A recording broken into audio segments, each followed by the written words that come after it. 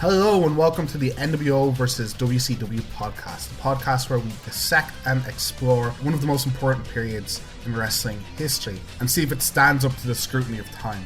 Every episode we'll be taking a look at another WCW pay-per-view, starting of course one of the ones that changed the landscape of American wrestling forever, Bash at the Beach 1996. I am your host Dave C, and I couldn't take this mammoth task on without help of my two amazing co-hosts. Firstly, hailing from the Windy City, Conor, how are you doing? I'm doing great, Dave. Great. I want the fans to get to know you a little bit, so I got a couple questions if you're ready. Let's do it. I want to ask, how did you first get into wrestling in general? I've been a casual wrestling fan most of my life. I think I got into wrestling from a friend. We would rent tapes from Blockbuster when that used to be a thing. We used to rent pay-per-views. So I remember the biggest pay-per-view I remember us renting was the WrestleMania with the Iron Man match and Bret Hart and Shawn Michaels. I'm huge into high flyers and stuff like that. So that pay-per-view really resonated with me. To WCW mainly, though, I don't remember getting into WCW until the video games in the N64 era. So I think the video games were a huge part of me getting into wrestling in general as well. But the WCW games, though, in particular, is what got me into WCW and made me a huge hardcore wrestling fan during the Monday Night Wars. What do you hate and love in wrestling? What are your peeves and what gets you really excited about wrestling? Yeah, as I kind of mentioned, I really love the high-flying, athletic wrestling. So the cruiserweights from WCW, I'm going to be a huge fan of, obviously. I'm a smaller guy myself, so I always appreciate the things you can do with your body, and the smaller guys in particular, what they can bring to the table. That's not just, I'm a big guy, and I'm going to shove you around. And to bring it back as a more specific thing, a favorite angle or favorite rivalry I have is Rock vs. Mankind. I love the dichotomy of the two characters and the feud that they had, the I Quit match and the Royal Rumble 99, and I just love believable storytelling and bringing that intensity and believability to the promos and also to the matches as well. And do you have a pet hate? Is there anything you see in wrestling often that you're it actively turns you off watching a product? Or there's a lot of them, and it's going to come up during this podcast, and I'll point them out. That's fair. That's fair. Within WCW, I want you to tell us your favorite wrestler from WCW all time, and if it's not the same, your favorite wrestler from this period that we're going to be looking at. It'd probably be Chris Jericho. I don't think he comes up. I can't remember when he actually debuts, but as far as right now, it would probably be somebody like Dean Malenko or Rey Mysterio. Like I said, the high flyers, the cruiserweights, that's what I really remember from watching the WCW. I watched WCW probably from the end of 98 to 99, where I watched it from week to week. So that's really what I remember, those guys. I remember the Ralphus and Greenberg promos that Jericho gave. Those are what resonated most with me. You've picked definitely an excellent time to delve into this, because this is the undercard. The cruiserweights are absolutely amazing on these shows. Regular 4.5 star matches we're going to get to watch in these pay-per-views, and some of the best matches of that era, I think. This was actually, the podcast was Conor's idea. He got me in on this, so even though I'm hosting, this is Conor's brainchild. And why don't you tell us how you came up with this? Well, a big part of it is obviously I'm going to give a shout out to OSW and the Attitude Era podcast. Those basically came up with this idea, the three-man team going pay-per-view by pay-per-view, and nobody really did this kind of WCW big angle. This is kind of the opposite of the Attitude Era. And this is a period of wrestling that's one of the hottest periods in WCW and just wrestling in general, and nobody has really jumped on this specific area yet. I mean, there's other podcasts that are going at different times of WCW, but I wanted a specific cast that just focused on kind of this era, this arc, and I wanted to see how it holds up, because I only caught the end of the NWO. I was the NWO kind of fell flat for me, when I got into WCW. I'm like, NWO was so lame, push Goldberg and the Cruiserweight. So I wanted to see what the beginning was and how it became what it was. So that's the main reason why I wanted to go into this cast. And I didn't really give WCW that much of a chance. I was more of a WWE fan. My brother was the WCW fan, so sometimes I watched WCW. There were parts that I really liked, and there was parts that I really hated I'm going to point out later on. So that was the main reason, and I just can't wait to watch some more wrestling from the 90s. So our second co-host, hailing from parts unknown. No, not really. That's just something I've always wanted to be able to say. Hailing from Dublin, Ireland, it's Fergus. How you doing, Fergus? I'm good. To be honest, I thought you were going to come up with nicknames for us, like give us the full announcement introduction, and it was going to be great. I was going to think in terms of NWO. Like, I'm not sure if I'm the medium-sized guy. I'm not sure who the big man is, and I think I would definitely be the big man. I didn't want to say Dave, but yeah, probably. I don't have the voice to pull it off. I was practicing my road dog a bit. I'm like, I can't do that justice. Bruce Buffer, I guess, is more WCW, right? Bruce Buffer, yeah, we will be talking about Bruce Buffer at some point tonight. That's for sure. Okay, so people get to know you a bit better, Fergus, or Gus, as I'll probably call you a lot. I know Gus in person, so it's probably going to come up quite a lot. How did you first get into wrestling as a whole? I can remember, I'd say the first thing that I watched live or attempted to was actually the tape that you were renting, Conor, which is WrestleMania 12. So I used to watch the hell out of that, and I did buy that on tape. But I think the very first match or kind of show that I saw would have been very, very early 90s, probably 92 or 93. So you're talking about as Shawn and Diesel and stuff are starting to come through. So maybe even a little bit later than that. And they're doing their whole buddy tag routine, and Shawn gets to lose his smile a lot. Yeah, I would have been around the same kind of period as you. I can definitely remember going to the video store, finding whatever Silver Vision tape I could get my hands on, and probably watching it about 8 times in a row on a day just to get through it. I would definitely be a WWF guy first and foremost, and I wouldn't have watched WCW until, say, probably the middle of the Attitude Era. So through these Monday Night Wars. What are your hates and loves? Like, most love things in wrestling, and then pet peeves, stuff you hate to see. While I enjoy cruiserweights are great, and they tend to have good technical spectacles. I have a particular affinity for big white dudes beating the crap out of each other, particularly when there's a very good brawl between people, or if it's so nonsensical that it's just ridiculous. I can appreciate some of the more absurd things. I think it's because of the WWF, because it pushed big dudes, big white guys who have stupid big muscles and steroided out of their gills throughout the period. So I can appreciate that kind of stuff.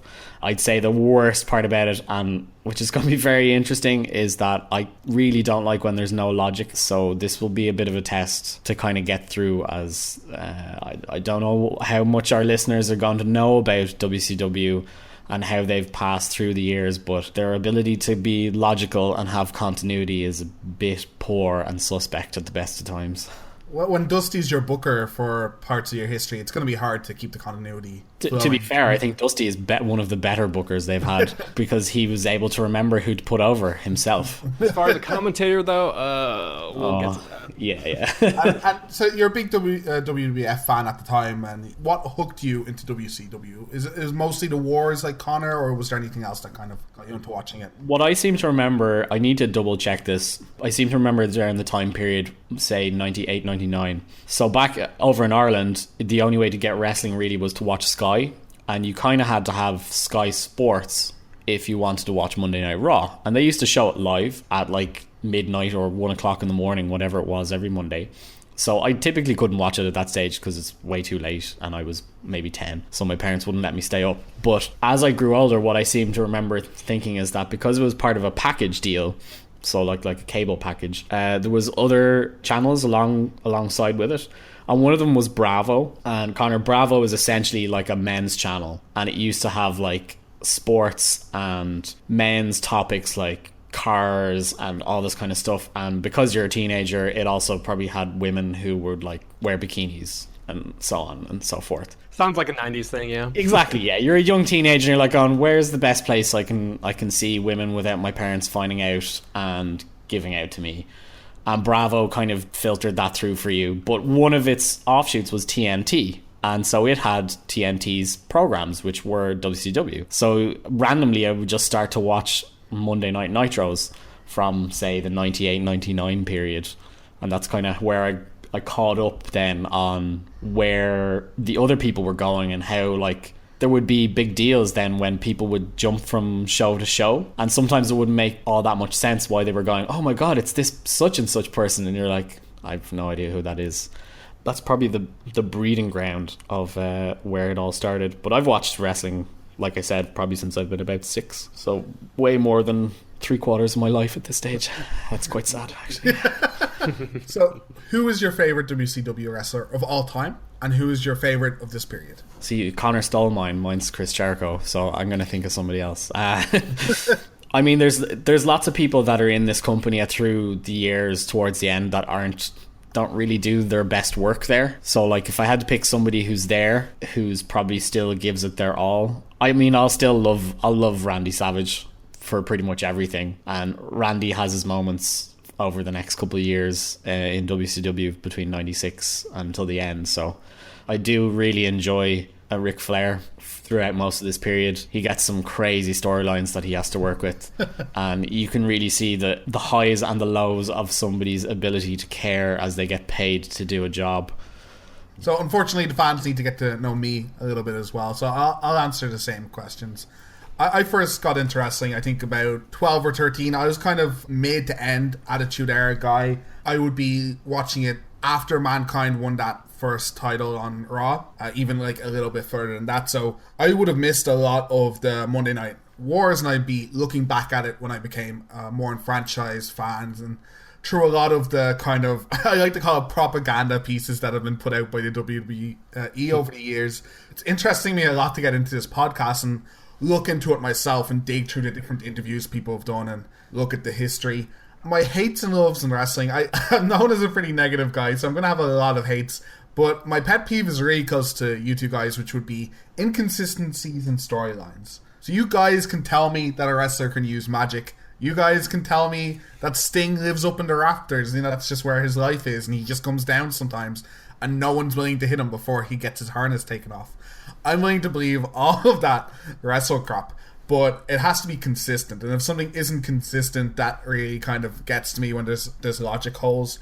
I love when people try, you know, different things. They don't have to be that different, but I love like little differences in performances, so it's not just the same old show, same old moves over and over again. There's wrestlers currently that I hate because they go through 10-year stretches and they're good wrestlers, but they never change up their routine. They never push themselves out there.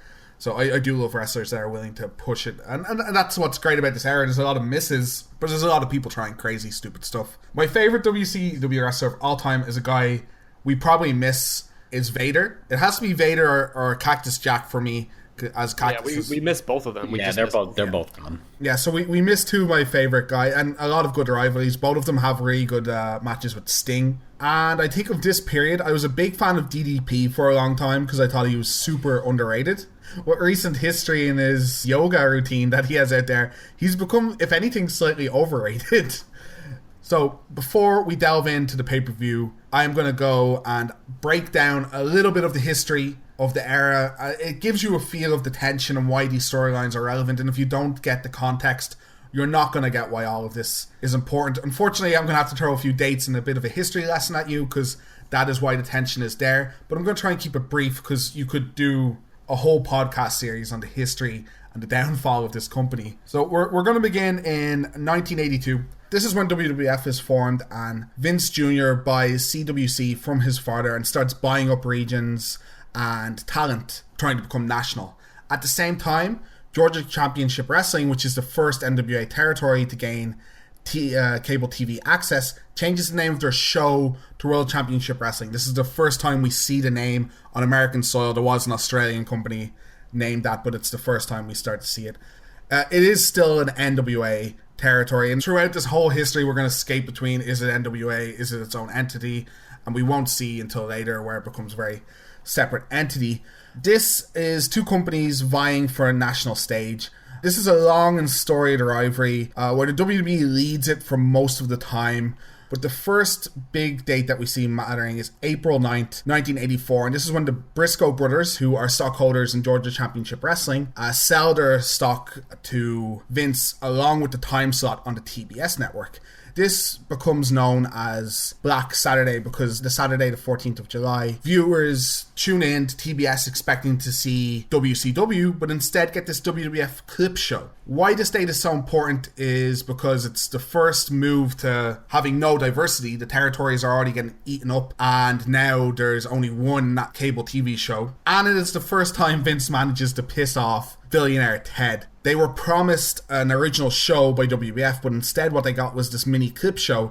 So this will lead to Ted and Ole Anderson, along with some other executives, starting Championship Wrestling from Georgia, meaning that the WWF isn't the only TV show being shown. Later, in 85, under pressure from Turner, the WWF sells the time slot and the WCW name back to Jim Crockett Promotions. Now, this is where the waters get muddy. A lot of territories, NWA territories, are eaten up by this new WCW, which is a combination of the Jim Crockett Promotions and the Championship Wrestling from Georgia, and becomes WCW. All you need to know is that WWF is very far ahead, and any time that WCW tries to get some leverage, WWF cuts them off. So big examples of this is when Starrcade is advertised and broadcasted, Vince McMahon threatens cable companies, saying if they show Starrcade and not Survivor Series, or they show Starrcade at all, he will stop them from getting further WWF shows. This also happens for a show called Bunkhouse Stampede that was advertised and supposed to be their second biggest show, and Vince showed the first Royal Rumble instead on the US network and made similar threats. This meant that Crockett wasn't going broke. His company was making money, but not half as much as was predicted because the cable companies were not playing ball. But ultimately, WWF is way in front.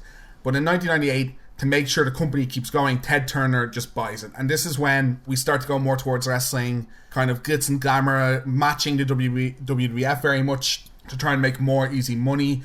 And they start to drift further and further away to the NWA, to the point where it's just completely disconnected. They're both trying to claim that the world title is theirs while Ric Flair owns it. And eventually, it becomes the WCW Big Golden Belt, as we would have known it. The next big significant date, again, with Ted's money, the company can keep going but is not threatening, is when Bischoff comes into power in 1993. He kind of has a year where he's vice president. It's floundering. It's doing much of the same stuff and silly storylines. But in 1994, Bischoff declares open war on WWF. And this is really where the atmosphere for this podcast is going to come in, and a lot of what we're going to talk about. This is when they start using Ted's money to get people like Hulk Hogan and Macho Man in. And one of the most important things that Eric gets done is he makes Monday Night Nitro, which is a live TV program on an hour slot competing with Raw. The first Nitro we see is the 4th of September 1995. It's at the Mall of America, which is an amazing venue for a wrestling show. But very importantly, on the same night, Raw is not running because of the US Open tennis coverage. Lex Luger, who hasn't been in WCW for I think 3 or 4 years at this stage, and has just come off a major push in WWF, shows up on Nitro. In fact, he was on a house show for the WWF the very night before this, and this is huge. We're getting live showing of someone jumping ship, and this is a major shift in the wrestling atmosphere. Raw at this stage is still taped. Eric Bischoff is giving out Raw results live. This is a massive change from the Disney tapings that WCW had, where they spoiled their own endings and having champions that weren't going to be crowned for 3 months and showing them to the public. This is still affecting wrestling today, these kind of live shows and excitement.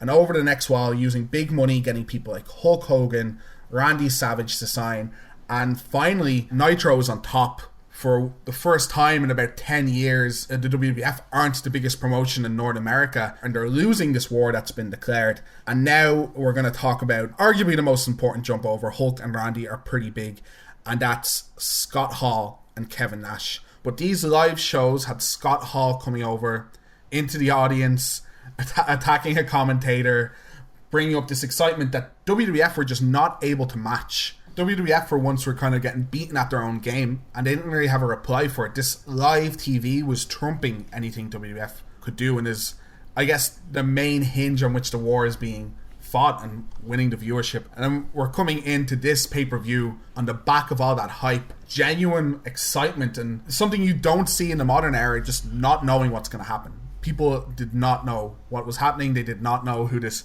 third man that was spoken about the entire time. I think you can feel it in the event. There's a genuine buzz around the stadium. What do you guys think? Oh, definitely. And it just, WCW was in like a really weird spot. We're about like 6 months removed from Halloween Havoc. That's like with the Yeti and the monster truck match. And oh God, the monster truck match. Yeah. And something I wanted to bring out too, another tactic that WCW used too was they went to 2 hours the night Hall debuted on WCW. Oh, yeah. And that was a huge thing that got me into WCW as well. The reason I got into it was they went to 3 hours, and so I would watch the cruiserweight matches before Raw started. So that was a big part of me hooking me into WCW.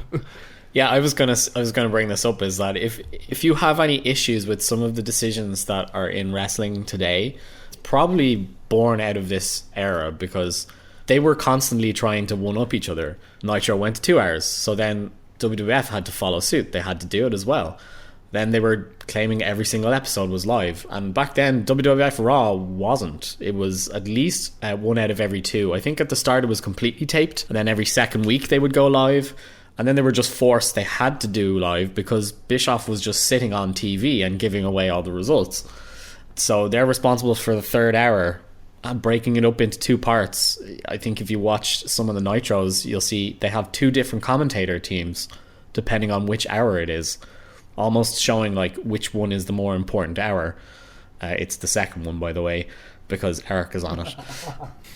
So how we're going to go about breaking down these shows, we're going to talk about some high spots. We're going to talk about what we thought about the match and its implications on the company as a whole, mostly our enjoyment levels while we have a beer and talk about wrestling. We're also going to bring you to some of the in-between promos and what we think of production, the commentary, and stuff like that. So if you guys are ready, I'm going to dive right into the show. Let's do this.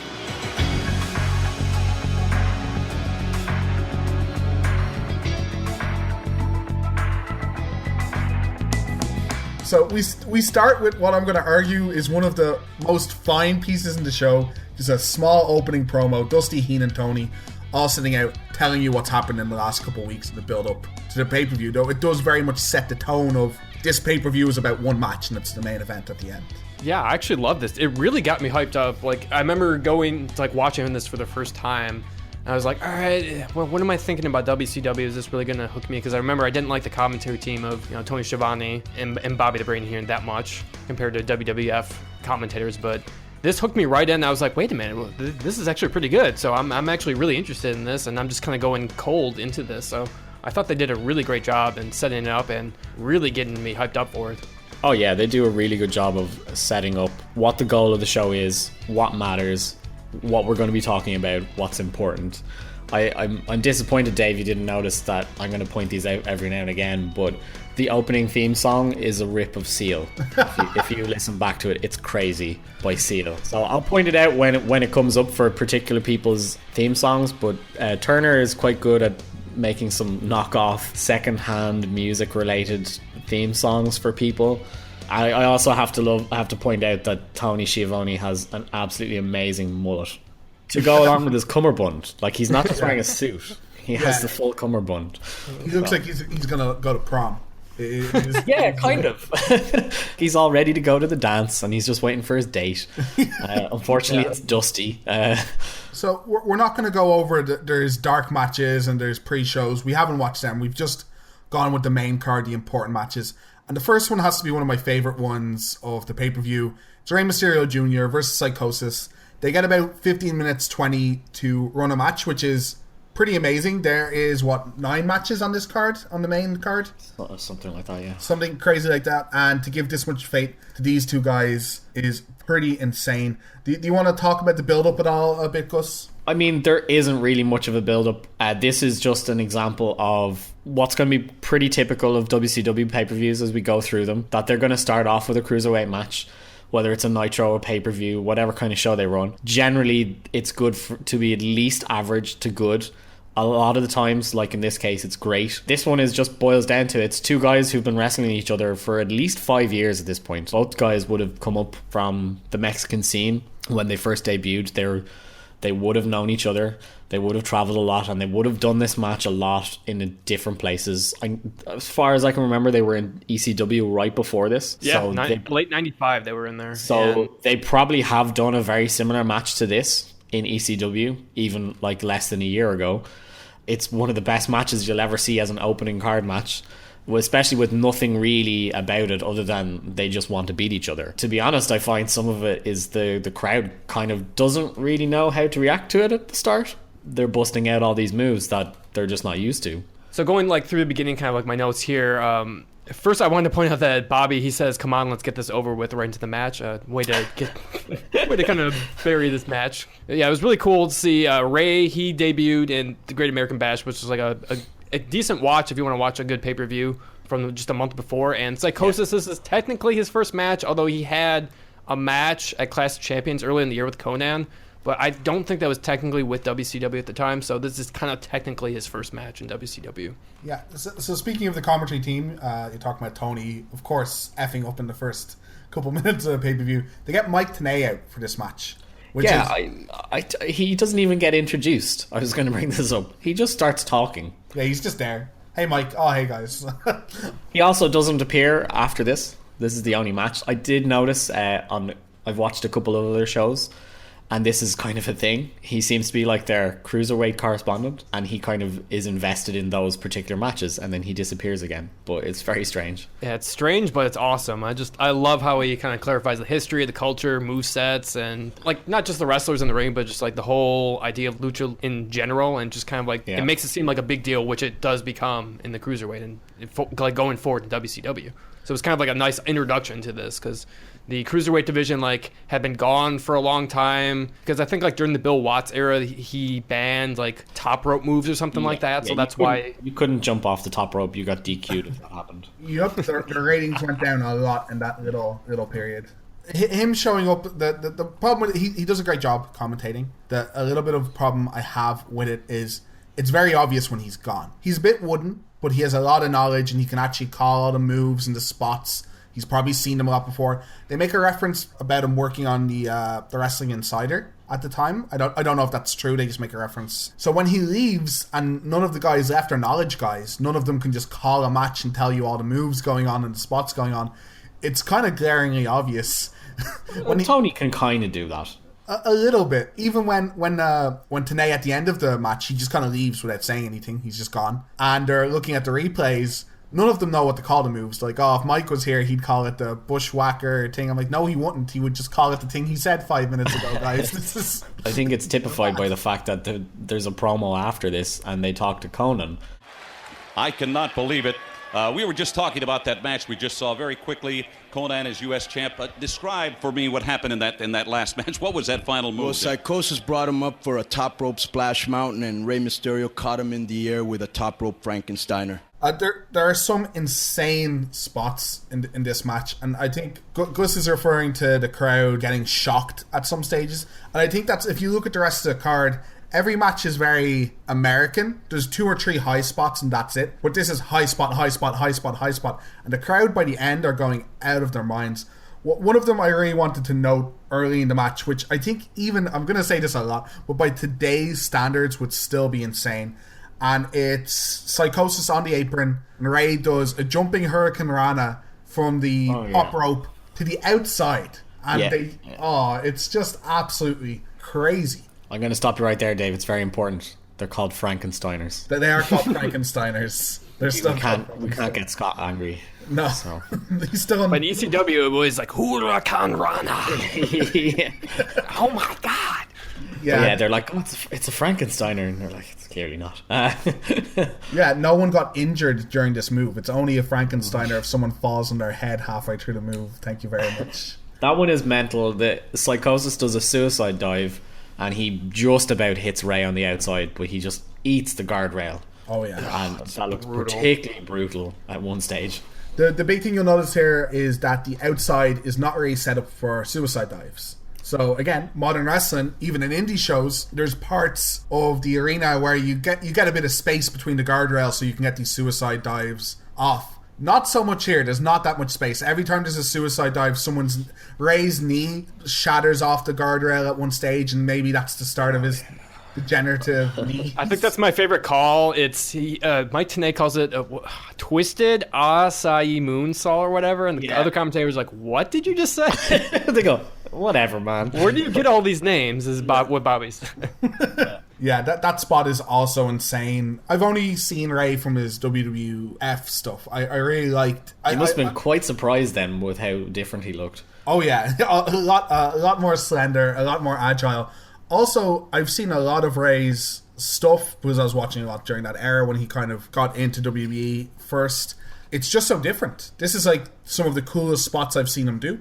By the time he reaches WWF, he can't physically do that stuff anymore. Yeah. Basically, he ruins his knees over the next like 5 years. I do note about 4 or 5 times I can see him physically landing on his knees like 4 or 5 times in this match.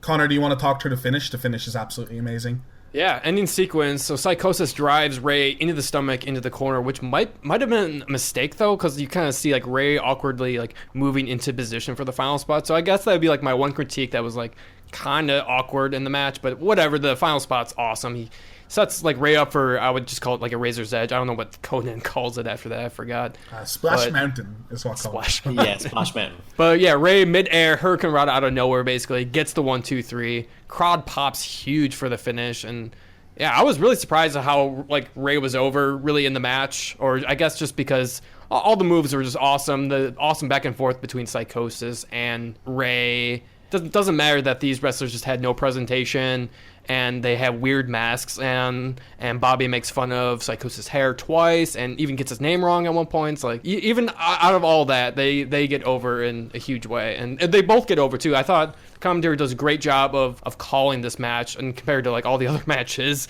like this was definitely the best one. I was like, WCW commentary is actually good, but then later on I was like, oh, this is what we usually get. This is like one of the best matches I think you could ever watch to open a pay-per-view. Like it's just so well put together. They know what they're doing. They don't have to worry about like figuring stuff out. They just know because they've wrestled for so long, and it just works. Mike Tenay kind of holds it together. Like you're saying, Bobby doesn't seem to care whatsoever, which seems to be a bit of a hallmark for him by this point. I can call it now. This is the best match on the show, from a wrestling perspective anyway, and it's not even close, as we'll see. And I also like to add too that final spot, I knew I saw it before. It's basically a similar spot in an ECW match, but it was with Ray and Juventud Guerrero. I thought, and they kind of pull off the spot a little bit better. But Juvi's great. That's a man that if he wasn't as mental could have gone places. Yeah, so I think it's pretty unanimous. This is an awesome match. If you're going to watch one match from this pay-per-view, main event is historic, but this is in my mind close to 5 stars. I don't think you could give it 5 stars on just the action, but for where it is on the card and what it achieves, amazing. So we transition into this where Mike Tenay just leaves. No ceremony, just leaves. Doesn't show up for the rest of the pay-per-view, as we said. And we go into a Conan interview. Tonight, I talked earlier on with the Nature Boy Ric Flair. He seems to me to be very confident. I might even say, Conan, he is overconfident. This title is on the line. Flair wants it badly. Well, maybe he's got reason to be overconfident. He's done it all. He's won that world title 13 times. Nobody else has done that. But tonight I'm overly cautious because everywhere he goes, he has an entourage. I haven't been here long enough to form an alliance. I haven't been here long enough to be afforded that luxury. But I'll tell you something, Ric Flair. If your manager gets in the match, I'll cripple him. If one of the women get into the match, I'll clothesline him. If that football player gets into the match, I'll chop block him. But Ric Flair, I'm going back home with this U.S. title. Probably one of my favorite things to do with wrestling, especially when the logic is poor, is can you decide just by his interview whether or not he's a good guy or a bad guy? Because within this interview he manages to be like, I fight every night, I'll wrestle against every challenger, and you think yeah, he's a good guy, and he's like, and I mean, if I have to beat up women, I'm like, wait, what? I remember him later on having a lot better mic skills.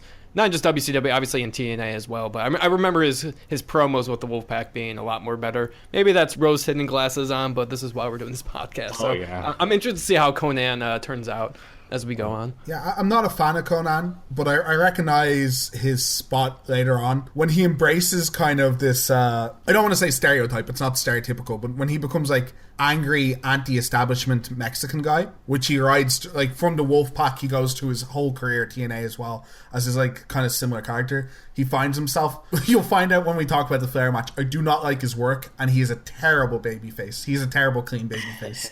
And this interview shows it. I'm going to clothesline women. One of your women come in the ring, bam, clothesline. That's not is that just your bias coming into play, Dave? In that like wrestling has told you to treat certain people in a certain manner?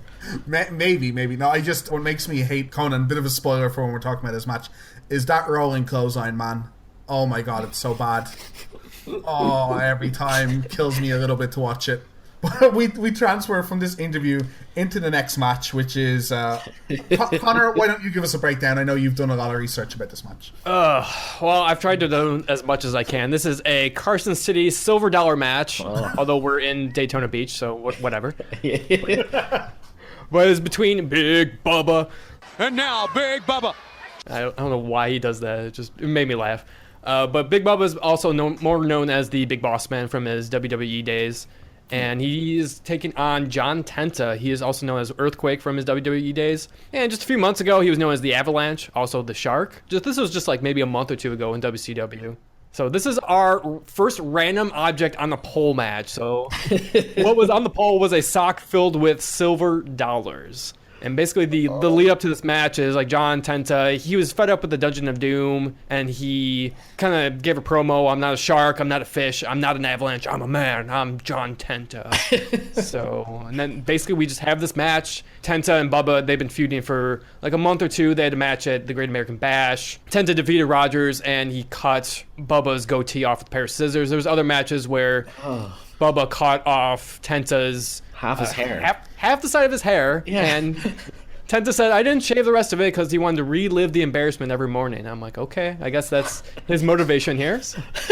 There's so much wrong with this match. It's just like you've gone from, like we said, one of the possibly the best matches you could ever watch to open a pay-per-view to this. That probably should be a hair versus hair match that would make a little bit more sense, but that's okay. Fat white dudes who are wearing tops to make sure to cover how overweight they are, who can't wrestle, who clearly don't care about what's going on, and who definitely aren't capable of involving the gimmick in their match. Like, the very first thing I looked at when they say, oh yeah, it's a silver dollar in a pole match, and I'm like, that pole's too tall. Like, there is no way that either of those two men are going to climb up that pole without it A, breaking, or they're just not going to be capable, and full stop. And then I realised Jimmy Hart is managing one of them. Not to give away the crucial spoiler for this match, but Jimmy Hart is involved with getting the silver dollars. It's one of the worst matches I've ever watched in my life. It's kind of doomed from the beginning. John Tenta, I don't think he has music. I don't know if it's dubbed out. He does not. He has no music. No, he doesn't have music. Yeah. You know, it's just not the way to get somebody over with when you just have no presentation for them at all. And this is also a good example of Ted's overspending, because these are both WWF guys that would have been reasonable to okay through the late 90s, and then just Vince ran out of things to do with them. Tenta's actually a fascinating man. Conor pointed me to some of the research, and we end up looking at his Wikipedia page. Former sumo wrestler.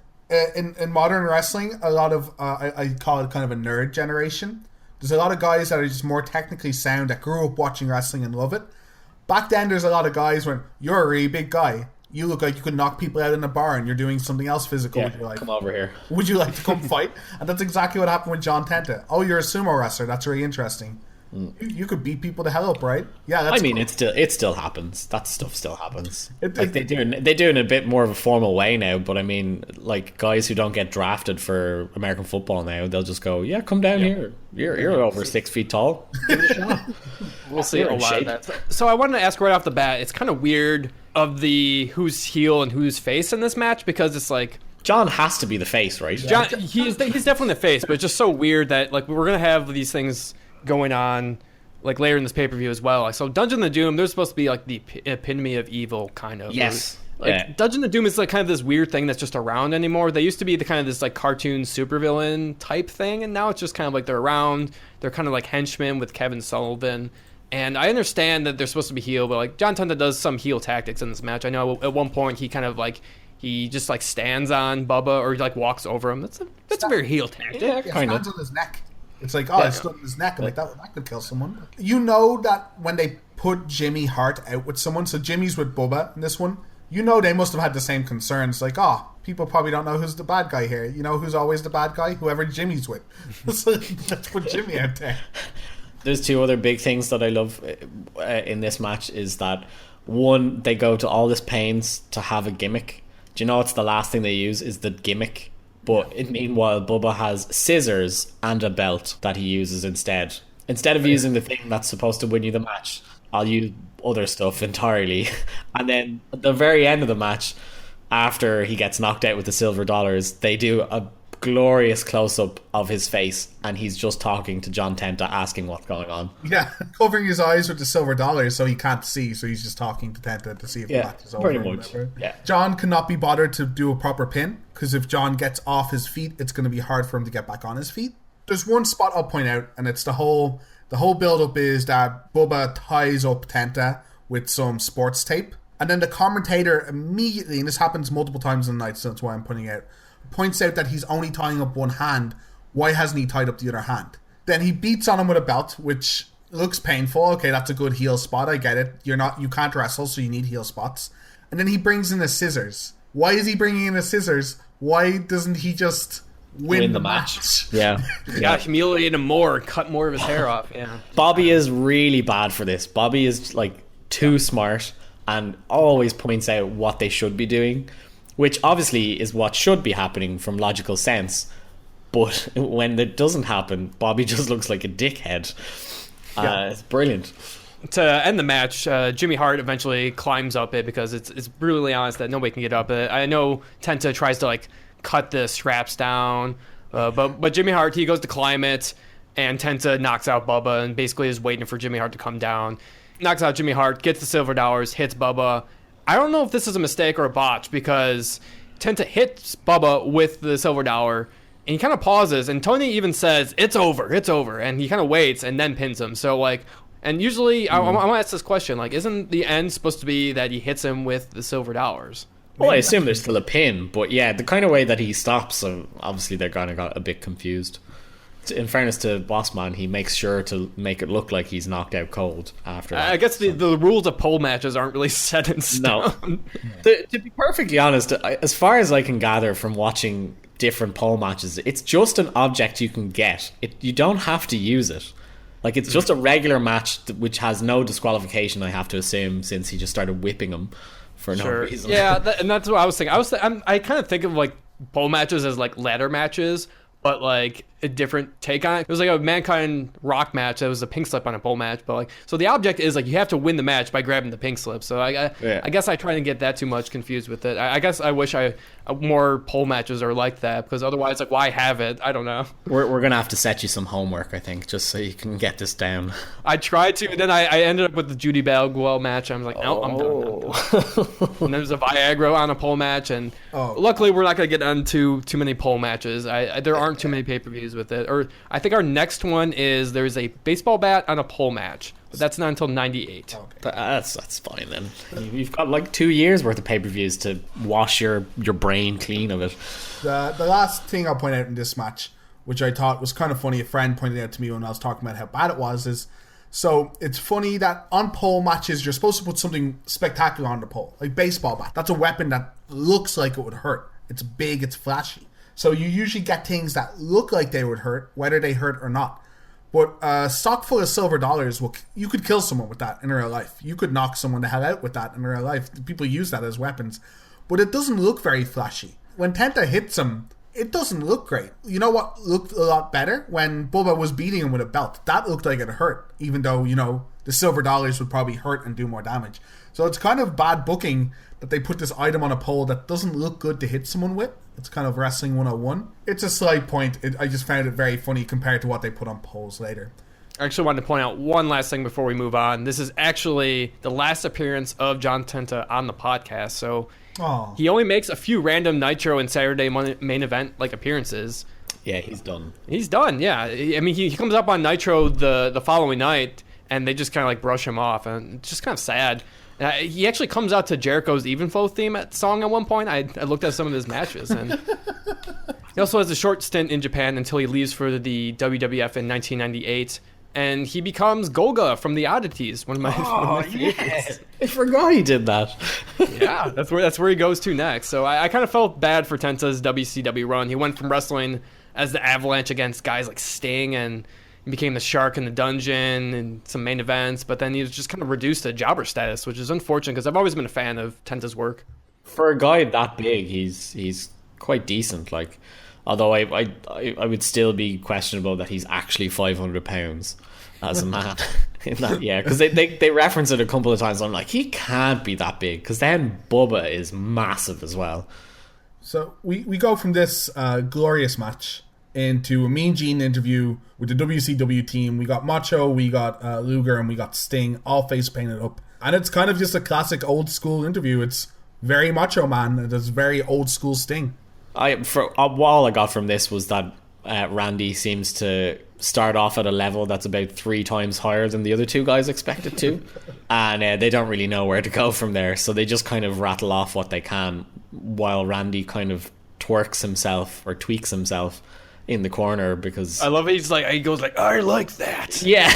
Yeah. And I love he does like the one thing that you're not meant to do with cameras, which is turn your back to a camera. And he does it constantly. Yeah, and he does kind of like a mistake there too. He kind of sort of downplays the third man reveal, but he does kind of give a real response like, I don't care who the guy is, like I'm just gonna do my job and kick the crap out of people. So it's it goes two ways. He is kind of giving a real response, because like when you ask like people in sports, like what are you gonna matter who we play? Yeah, I'm just gonna play my game or whatever. So, like, but Sting kind of brings us back. He's like, the unknown, it gives me goosebumps and stuff like that. It's like Sting is just so awesome. I haven't seen this side of Sting, so I'm really excited to see like his promo work and just his awesome skills in the ring.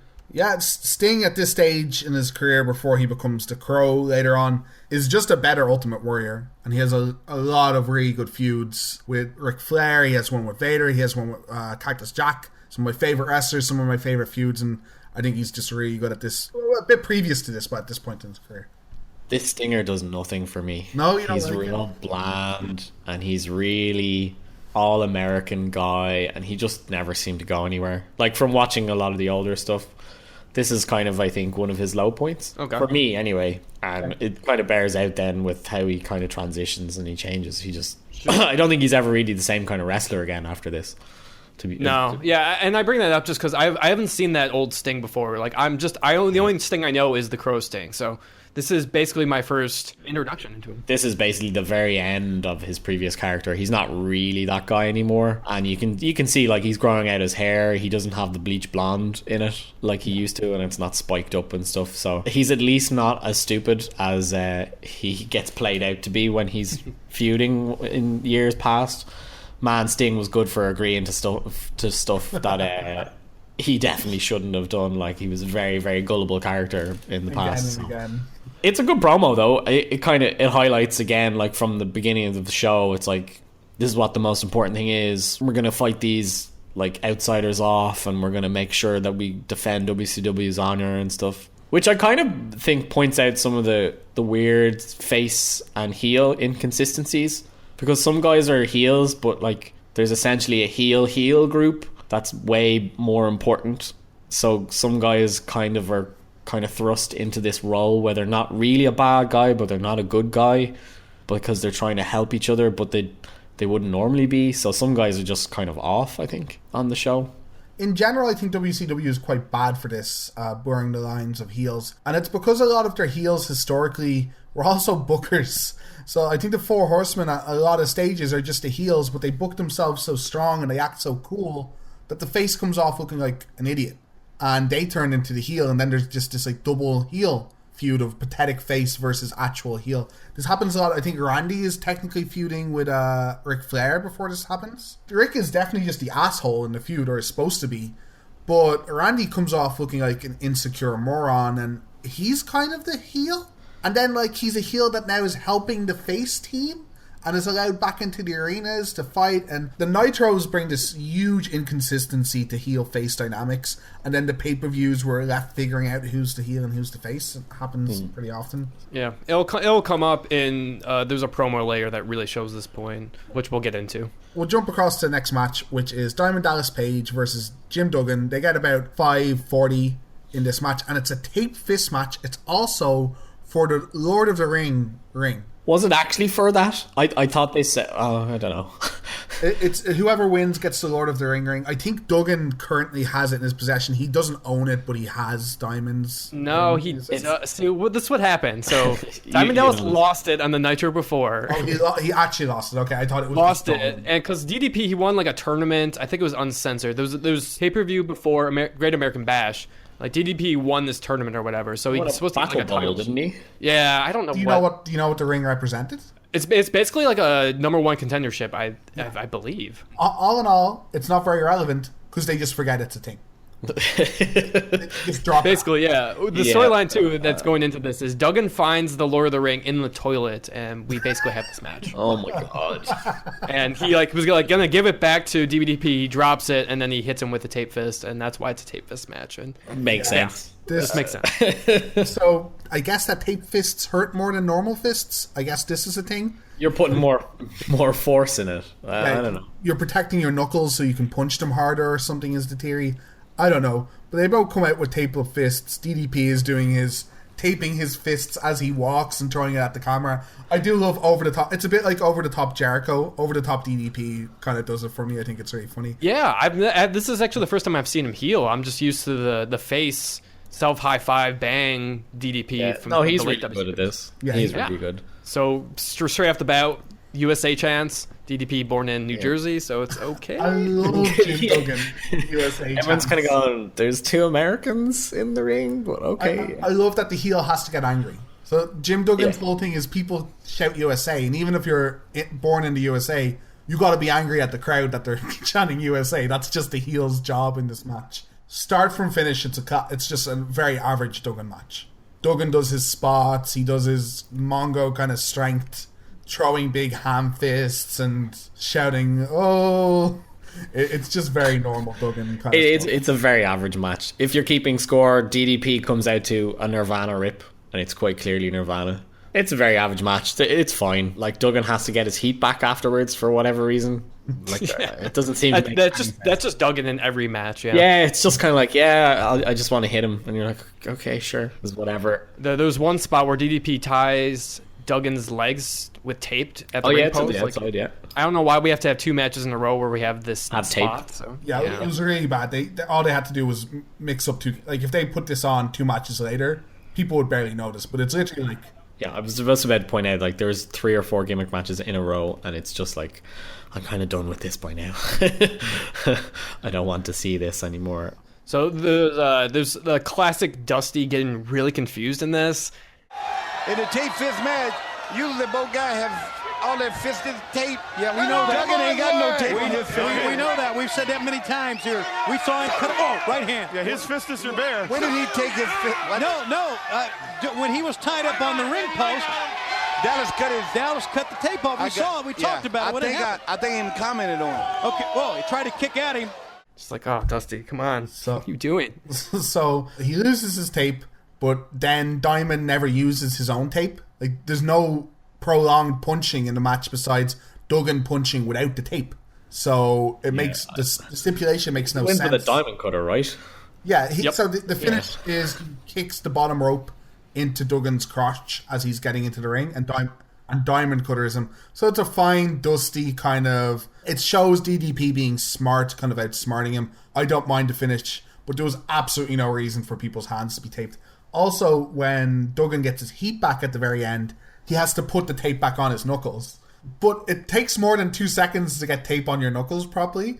So it's just this clusterfuck of Duggan just doing it as fast as he can and just making a lump of tape on his knuckle and eventually just actually swinging it around his knuckle in circles and waiting for DDP to turn around the clock. Yeah, he did that on the Nitro too. Oh, God. Another thing I hate too is he no-sold the diamond cutter as well. It was basically a couple seconds later. He's just like, yep, I'm right up. Whatever. Not affected. Yeah. And Never mind. I hate it's that stuff. Yeah. It's another total throwaway match, like, in the middle of the card. Yeah, this is very much a match that should have happened on a Nitro, but happened on a pay-per-view. But luckily, Duggan's not going to be featured much on the podcast. He mainly appears just on Random Thunders and Nitros and stuff. So he will. We will talk about him later on, but he's not going to be featured too many times. No, thankfully. So we'll move on from this match onto the interview before the next one. There's 2 interviews before the next one. Yeah, Mean Gene first interviews Giant and Sullivan backstage. It's really weird to see Giant like this, and he's talked about this in interviews. If you see Big Show later and even Giant later in his career, he becomes more stoic and quiet like Andre was. But here he's very young and he's just always shouting and excited. He does the same in his matches. There's no build-up. There's no momentum change. He's always shouting, always excited, always popping up, and it's very, very similar in the interview. And his classic finisher, looks like we're going to have some horse stew later. It's like, yeah, got him there. He's a scary looking man. Like when he is this fit. Yeah, he's not like there's no fat on this body at all at this point, and he looks like he can genuinely murder you. He was in high school basketball before this, if I remember. Was it straight from high school or did he go to college? I can't remember. He played high level basketball because of course he's 7'1" or whatever. Is that the technical term? Yeah, no, why wouldn't he? When we transition straight from this, it's a pretty throwaway, normal, we hate the other guys kind of comments. They explain that whoever wins the tag team match later, if the Horsemen win, one of the Horsemen will get a shot at the title. And we go into an interview with the Horsemen, Chris and Arn. I want to stop here real quick to mention that Chris will be on a lot of the pay-per-views going forward. He's pretty mid to upper mid card, and we're going to talk about him a lot. And we're going to avoid his future. It's obviously very grim. All wrestling fans are going to feel weird watching him at these stages because he's working with Kevin and he's working with his future wife, Nancy. And it's hard to watch this stuff, but we're going to try and separate Chris the person with Chris the performer. And we're going to talk about performances and what his stable and what Chris meant to the industry at that moment. Because that's all we can really do. He's a big part of it. In no way would we ever condone him being a major part of media or his legacy being carried on. I know it's a sensitive spot for some people, but it's going to be unavoidable to talk to him, so we're going to try and do it as professionally as possible going on from this point. Yeah. Chris. Yeah. So Chris talks and Arn talks. Arn, I think, is a really underrated talker. I think he's pretty straightforward heel. What I really like about Arn here is he talks up the face team for the WCW, which makes it feel really important. Before I get to Sullivan and the Giant, I want to talk about the outsiders briefly. Yeah, Eric Bischoff stood up to you and you shoved him through a table. Big deal. Tonight I think you're going to find a little rougher road with Sting, Luger, and Savage. Now I'm no big fan of theirs, but I just want you to understand whoever you are, what kind of fight you're in, and maybe if you survive it, you can jump on the Horsemen. But the fact is, first things first, Sullivan, we're looking at this thing as a vehicle to get the world title back where it belongs. Now, I've been walking these streets of Daytona Beach for a couple of days, and all I'm hearing is, boy, what a beating Kevin Sullivan's going to give you. He stuck his hand out to you in friendship and drew back a nub. Well, that's the way of the world the Four Horsemen live in. And Giant, we chop you down in half. You're only 3'6". Yeah, he does a good job of tying it in. And he does a good job of like selling the story over while still getting his own bit in. Yeah. And it's really, really good. Arn is brilliant though. Arn's like proper old school and he gets it. And he's always been around WCW. And he's like the long-term guy at this point because he's been wrestling since like the late 70s or whatever. So he's kind of coming towards the end of his career by now. But him and it's a good mixture of a team, him and Chris, because Arn is maybe a bit more limited because he's hurt himself so much over the years, but he's a really, really good wrestler. And it's a good promo, straight into the point. They don't kind of really waste around.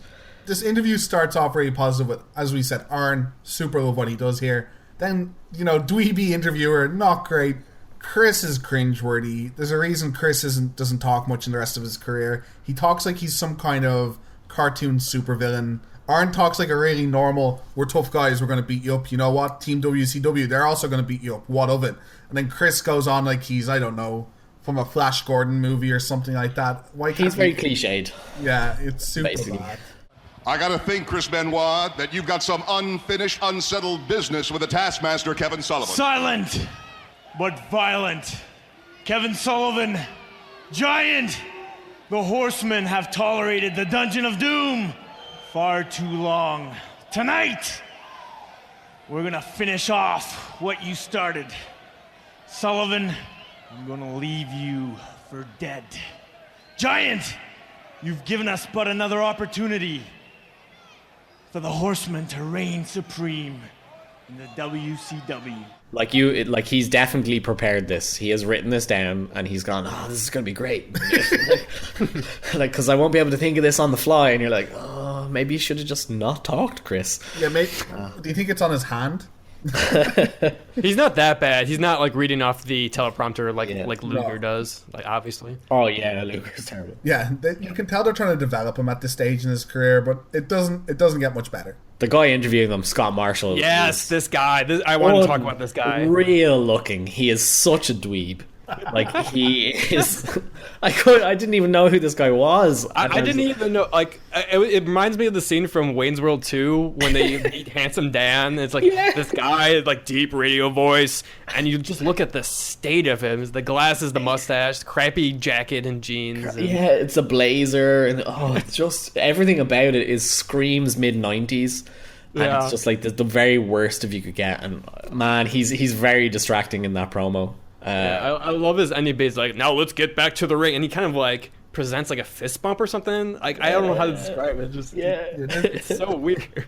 Tell me, Conor, because you seemed a bit of the previous Nitros. Have they started to do the angle with Benoit and Woman before this, or is this the first show? No, it kind of comes out of nowhere. Okay, because nobody really knows that Kevin Sullivan or Nancy is Kevin Sullivan's wife, so it really comes out of nowhere. Yeah, okay. Well, we'll get back to it then at the actual match, but I was just curious, like how, because he kind of references her, but it doesn't really make any sense at the time. The most awkward part of this, I make a bit too much fun of Chris. It's probably better than I think it is, but it's not their match. I assumed that they were going to now walk to the ring and have their match. They got to walk backstage. I don't know why this is happening on the ramp. And they got to walk by the competitors that are coming out for the next match. The next match is the Nasty Boys versus the Public Enemy. And this is great. Double dog collar match that gets 25 minutes. 12 minutes of the best wrestling crap you'll ever see from so many different angles. Some of the most quotable commentary of all time. I'm not sure what to think about the commentary because they just go off the rails. They start making up words at some point. This is the one point in the pay-per-view where Dusty is like, I've got this. I know exactly what I'm going to talk about, and I'm just going to take the piss. And it's just, there's just some gold mixed in because they're just like, they know it's absurd, the crowd knows it's absurd, and they just kind of go with it. And once you can buy into this match is great because you're just like going, this is so ridiculous. I will say I agree. Both teams know what their limitations are, and they know what they want to do, and they go out and do it. There's no ifs or buts about the performance. Who's the heels is a note I have here. Who cares? I'm pretty sure it's meant to be Public Enemy. But the crowd just pops for them both, and Public Enemy are singing their song when they come out. Yeah, they're smiling when they're coming out too. Yeah. They also have like 69 as their number on their hockey jerseys and stuff. I guess it's willing to note that Public Enemy. If you guys don't know who these guys are or where they came from, they were a major tag team in kind of like the introduction of ECW. They were like the big couple guys starting ECW with like Sabu and like Public Enemy. They were like kind of like the poster boy, like new style of wrestling, kind of this hardcore. We're not going to look very good, but we're going to beat you up. Hardcore, lots of gimmicks involved. We'll do some crazy stuff that you're not expecting to see, and it's similar to what they do in this match. Like they build around those tables, and there's lots of different objects. Well, they try, yeah. Oh, that table, they try so hard, and it just doesn't work. So I actually want to start with the dog collars. So most like strap matches, you have a strap like around your like wrist or something, but these are like all around the neck. On their necks, yeah. Stupidly dangerous. Like and it's not even dangerous. Like there's matches where something's dangerous, but it looks really good for the crowd. You can just choke yourself. It's just needlessly dangerous. But I guess we find out later they're not as strong as they look. No, they're quite loose. Yeah, so maybe there's no risk at all. It just seems like a weird thing to do. And one of them gets whipped to the rope at the end of the match and gets tangled up. And I was dead scared something like this is going to happen. Someone's neck is going to snap back. It's uncomfortable, I think. There's lots of different spots in this match, but like probably the funniest part is they battle out to the set. And at this point, like they haven't really shown much of the set. You kind of know what it is, but it's an actual beach type set with real sand, and it has like a lifeguard's chair, and it has beach balloons and all this kind of stuff. And so they just start using anything they can find, which means that Dusty gets to talk about rubber sharks, for example. It's a rubber shark. Or he gets to talk about how one of them is hanging 10. Oh! You can do much more with a surfboard than you can a rubber shark, I can tell you that. He's about hanging 10. I'm just getting ready to say that. No, you yes, weren't. I was. Okay, say wipeout. My favorite though is his where he trips over because he obviously wants to make everything rhyme, so he calls it double trouble bash at the bubble. Dusty, it's bash at the beach. It's double trouble bash at the bubble, and he says it so fast that you can't really understand what he's saying. Dusty loves this match. You can tell, like he's like, this is just good fun. Who cares? Like, Tony seems to give up about maybe a quarter of the way into the match, and he's like, whatever, I'm just gonna laugh at this. This is pointless. Like, two notes I have about this match. One, I think it's really funny that neither tag team's offense looks that good. So both of them are kind of sluggish. Their punches don't look real, and a lot of people look at wrestlers, how real do your punches look, kind of thing. But it doesn't matter too much, but their punches don't look like they hurt. Yeah, part of the problem is a lot of the moves, they're just no-selling as well. Yeah, they're not selling everything. They're just not paying any attention to what's going on. Yeah, but these are old school guys, and they just lamp each other with chairs. It was quite jarring to watch that. Yeah, it really was. Having just watched WrestleMania there, where there's a couple of chair shots in there, but it's all like protected leg and back and stuff. And they wreck each other in the face with a couple of these. Welcome to the 90s. Yeah, they go out of their way to find a head. So they have clean shots on backs multiple times. And they'll like arc their shot to bounce off the side of heads. I'm like, no. So it's really funny watching, punches glance off people's back like they mean nothing. And then all of a sudden one of the nasty boys will have a chair and they're winding back really slow. I'm like, he's only going to tap him. Bam, concusses him. I'm like, whoa, what is that? I think it's a really fun match. I think after you've had to sit through John Tenta and Big Bubba, followed by DDP and Duggan, this is like, okay, it's not great. You're never going to go, this is one of my favourite matches ever. But it's dumb enough that you can kind of forget about what's gone before. And it kind of gets the crowd back into it, because they really, really don't seem to be invested because of the previous two. There's two other things that I like about this. One, Tony does manage to stay invested long enough to kind of further the main plot, because they bring up why like Eric isn't at the pay-per-view. So they add to that, they're like, he got kidnapped or he went missing or whatever was going on. And then the second one, which I thought was really cool, which I don't think wrestling companies do very often, which is they use a multicam for the match. When they wander out and they're not in the same vicinity, they have two cameras and they show both of them at the same time. I was surprised because there's so many pay-per-views I've seen of tag matches, like ladder matches or Falls Count Anywhere. They'll cut back and forth, so you won't see anything because you might miss bits of it. Whereas this, they actually followed both of them. And if you wanted to see what was going on, you could. You would see that they were generally doing their own spots at their own times.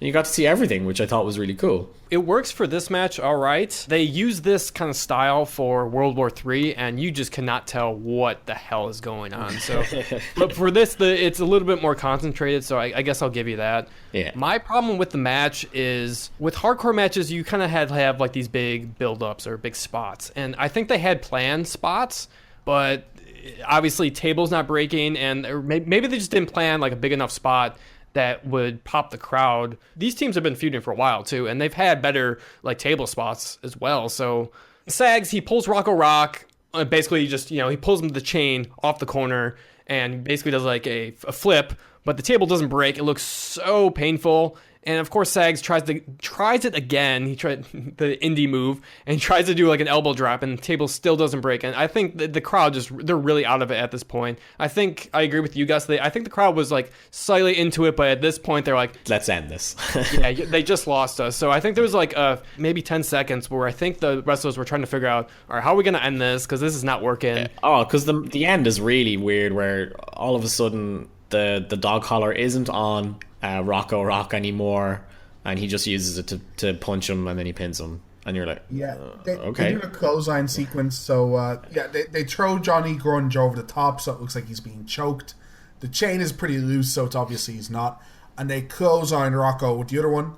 Then Rocco's chain has come off because they tried to Irish whip him earlier, and it got wrapped around his leg, so it snapped off. They just pick up all the chains and they fist drop onto him in a very unconvincing fist drop, and then pin him, because this table spot hasn't worked. I agree with you. At first, my eyes couldn't adjust to the double screen, Gus, at the start, but I think it worked for the match when I got used to it.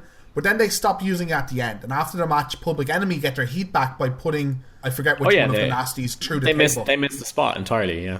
Right, yeah, that was my other problem. We were gonna finally get our like table spot, and then we miss it. And you miss it, and you're like, good job, WCW. I thought you were saying that Tony was talking a bit about the angle of the whole pay-per-view, the third man in the match. But I thought they would have talked about it way more in this match because nothing's happening. Random stuff is getting hit on random guys. But Dusty is so into it that all he can talk about is the different items they're picking up. We'll see during the Psychosis match a little bit, during the Dean match coming up, during the Ric Flair match. They just go off into tangents about who the third man is while there's action happening in the ring. Where this was the perfect match to take a break from what's happening. No one cares what's happening on screen. Let people watch and talk about who's the third man. Build up the anticipation. But And Dave, this is probably my biggest gripe of wrestling and maybe just WCW in general. They're commentating this like a Nitro. Yeah. Like, we've already bought the pay-per-view. You do not need to tell us about the main event. With Nitros, they're just like, you don't want to change the channel. You don't want to change the channel because this is what's maybe going to come up. Yeah. Yeah, pay-per-view, we've already bought it. It's like, you don't need to mention it this many times. Yeah, this is fair. So let us move on from the world of hardcore. We get another Mean Gene promo after this. And this is the worst Mean Gene promo of the night, in my opinion. He's standing... I don't know. I have a quote here from him that's absolutely dreadful. And this is when he is standing outside the locker room in front of security. So the security is stopping him from getting to the door. He's up to the door later on. Right now, I have this shield here. That will not be the case out of the ring during our main event, the hostile takeover match. The electricity, even back here, is just absolutely so thick you could cut it with a knife. Oh, don't put a knife in the electricity, Gene. That's not where you put a knife. So he just goes. He's trying to say two different. I can relate. I do this all the time in my actual life. But he's trying to say two different catchphrases, so he just kind of rams them together into something that makes no sense at all. Doesn't miss a beat though. Doesn't miss a beat. And Dusty's like, "Oh, I couldn't have said it better myself." It's like, really? He sure doesn't he? Yeah, like you can't. This doesn't add anything. It's nothing that the commentators haven't said in between matches before, and it's throwaway. It means less than nothing. Yeah. By this point, I'm getting kind of tired of promos. I'm like, please stop having them. Like, they're only 2 minutes at most, kind of thing.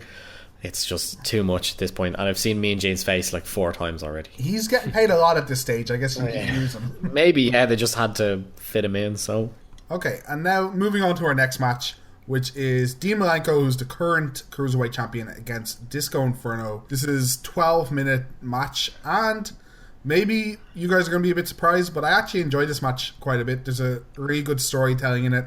Coming into the match, Disco is the heel, surprisingly, with how Dean kind of acts. But Disco is this super cocky heel. He's been around for a while. His whole gimmick is dancing is more important than wrestling to him. And he wants to he basically wants to be John Travolta. And that's his gimmick. He finds it more important than wrestling. And this annoys Dean. Dean is a pure wrestler. So he's like, Disco's not a real wrestler. Coming into the pay-per-view, he's like, I'm going to kick his ass because he doesn't know how to wrestle. He preferred to dance. And that's the whole thing. And as cheesy as it sounds, they kind of do a double turn in the match. Through the whole match, the whole point is Disco's an underdog and Dean Malenko is relentless in his offense.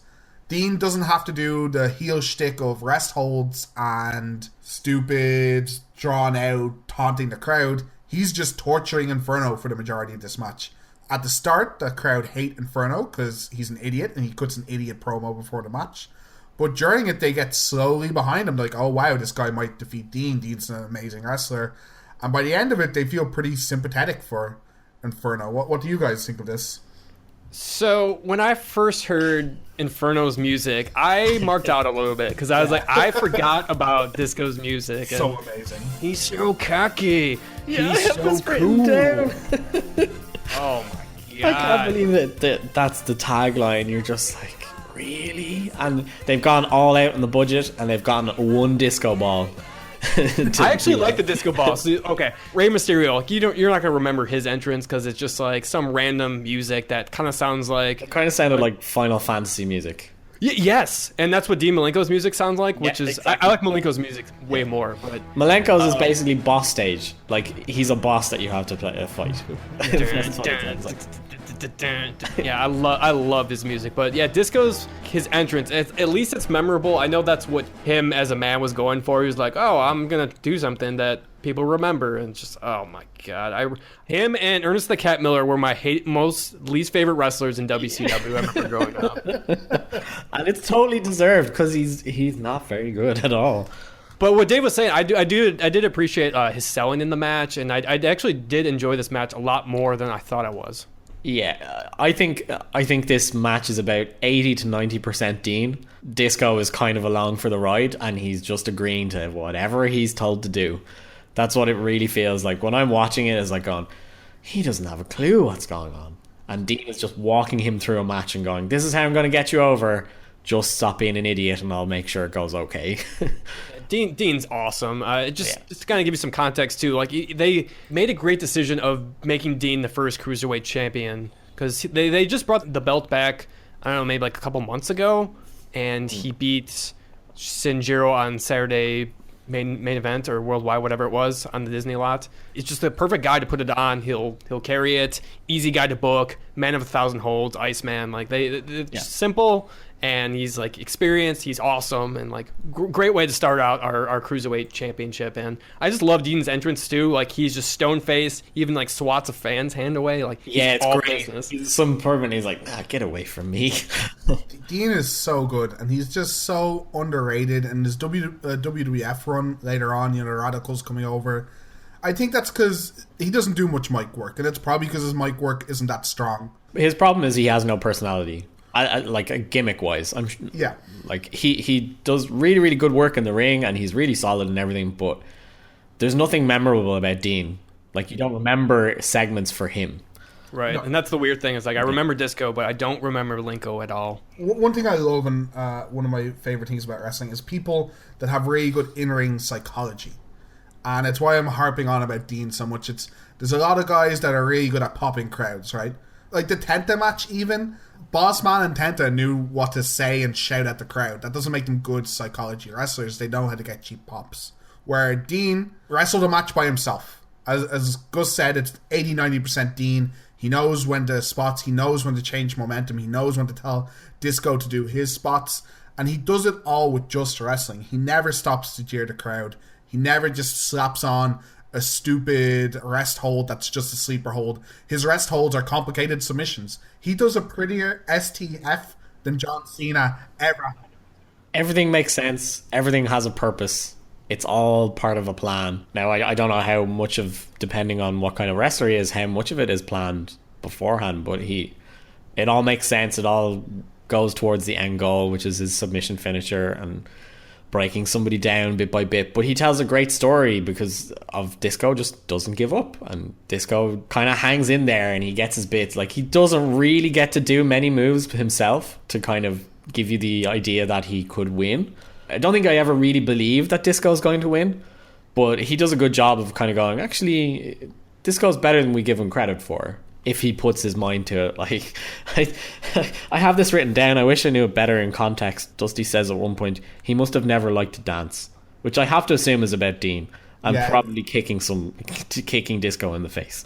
It's the end of the match, because at the end of the match Dean's kind of like giving it loads. He's like, this is my title, it's not for dancing, and he like throws it on the ground and leaves the ring or whatever. And at the end of it, he's like, it's just because he's beat Disco. He's like, he mustn't have liked to dance a lot as a kid. As a kid, not even ever. It's as a kid. I'm like, what? Do people only dance when they're kids, Dusty? Is this a thing? Have you not seen Dean? Do you think Dean dances? Yeah, the commentators kind of... This is a minor thing, because they do a lot of things we've pointed out that are bad, but they give away the storyline at the start of the match, so it doesn't matter for the people in the arena. But at the start, like the first time that Disco gets offense in, like, oh, can Disco do it? Look how good he is when he focuses. You're supposed to kind of leave that commentary for the second or third time he makes his comeback, not the first time he gets 2 punches in. So the commentators know what's happening in the match. They obviously know how Dean's going to build this match, and they kind of spoil the ending. Well, not the end. You don't know who's going to win, but they spoil what the story is of the match straight away. I thought the Texas Cloverleaf looks awesome. I don't remember it looking that amazing, but it's just so good. He's so good. Well, I think the benefit of having him in the Cruiserweight division too is that move looks awesome on smaller guys, kind of like how the Lion Tamer looked in WCW. Like, it looked more vicious instead of, like, cinch it in properly. Yeah, and it's not just like this Boston Crab that he uses, because he, like, mostly he wrestled bigger guys in the WWE, so he kind of had to use it more as like a Boston Crab. The thing about Dean, and it's all these small things that I love about him, he has to be one of my favorite guys from this era, is his hand placement, even with submission. And you'll get this later with some really good technical guys, he'll place his hands in a way that are actually locking in submissions, where guys that are really bad at locking in submissions just kind of hold them. And someone that's really bad for this later on in his career is The Rock, is absolutely awful at putting on any submission move. I can do the sharpshooter better on someone in my living room than he can do on athletes. But that's because he holds his hand like it's not a submission. When you look at Dean, he's putting his hands in places and he's tucking the guy's arm under his leg under his arm, like he wants to keep your body parts there, like he wants to hurt you, even though he's not.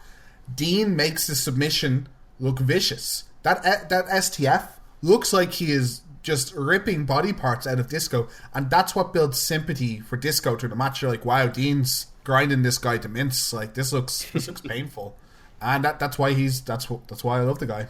In case you didn't grasp it from how we're talking, the finish is basically Disco gets a couple heat spots. Dean puts the end to one of these heat spots. I think he power bombs Disco and steps over into a cloverleaf for the submission. Yeah, it's like the double hook powerbomb or whatever it is. Oh yeah, I'm not sure what it's actually called. Yeah, it's underhook powerbomb or double hook powerbomb, I think. So yeah, fine match, gets its point across, makes Dean look strong, gives Disco his turn. This is the start of Disco's face run. I think pretty great match overall. We will go into our next segment. Oh, there's no interview this time. Sorry, it's straight into the next match, which is Steve McMichael with Queen Deborah, with his wife at that moment, right?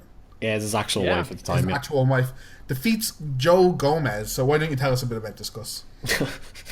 I'm not going to spend too much time on Joe Gomez because he was just kind of there in WCW. And yeah, this is the only time we're going to be talking about him, by the way. So it's kind of the height of his career at this point. He's actually, if I'm remembering it right from reading old Observers, he's quite well liked by Dave Meltzer for a while, because he thinks he has all the tools and stuff, but he never goes anywhere. Probably because he's not very good. But the main point of this is Steve McMichael. And Steve McMichael, at this point in time, is now part of the Four Horsemen, which is still a big deal in WCW. He's probably not one of the better horsemen throughout the years that you could say, but McMichael, or Mongo, which pretty much everyone will call him throughout it, is former football player, played for the Chicago Bears on their punishing defense that they won the Super Bowl. So he's like really, really well known, tough guy, legitimate style guy, and he was a commentator for a while and then decided to join the Four Horsemen. So this is really kind of his coming out party, I guess, like where he kind of gets to show what he can do, and he's just against a random guy because nobody's really going to care about Joe Gomez. Meanwhile, here's the other guy who comes out to the Horseman theme song, which is awesome. It's one of the few theme songs that I genuinely kind of go, yeah, I really like hearing that from WCW. And he has this really attractive woman on his arm that like can kind of point it out, and he's still a heel for this match. And this is what I was kind of alluding to earlier, in that he's a bad guy, but he's kind of on the side of WCW. So whereas Arn did a good job of kind of showing himself to be both, Mongo doesn't really know what to do, and it really suffers here because he's trying to be a heel, but he's not as much of a heel as everybody else. So he's just this kind of white bread nothing for most of the match. And it's a really boring match. I got really bored watching this, to be honest. Yeah, the booking of this match just doesn't really make sense. I mean, Mongo's obviously inexperienced. This should probably be like a tag team match or something like that, or this should just not be on the pay-per-view at all, or just, appear on a Nitro or something. Or if it's on a pay-per-view, have it way shorter than it is.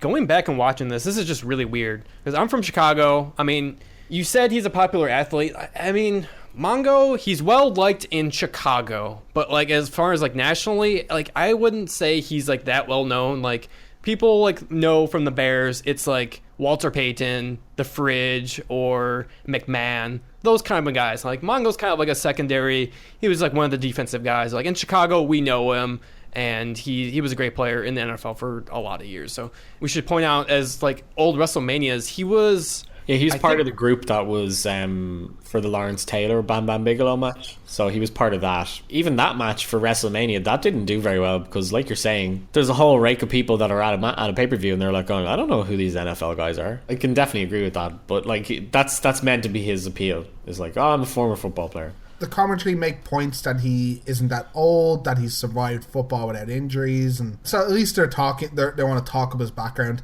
He does a 3-point stance into a corner shoulder at some stage.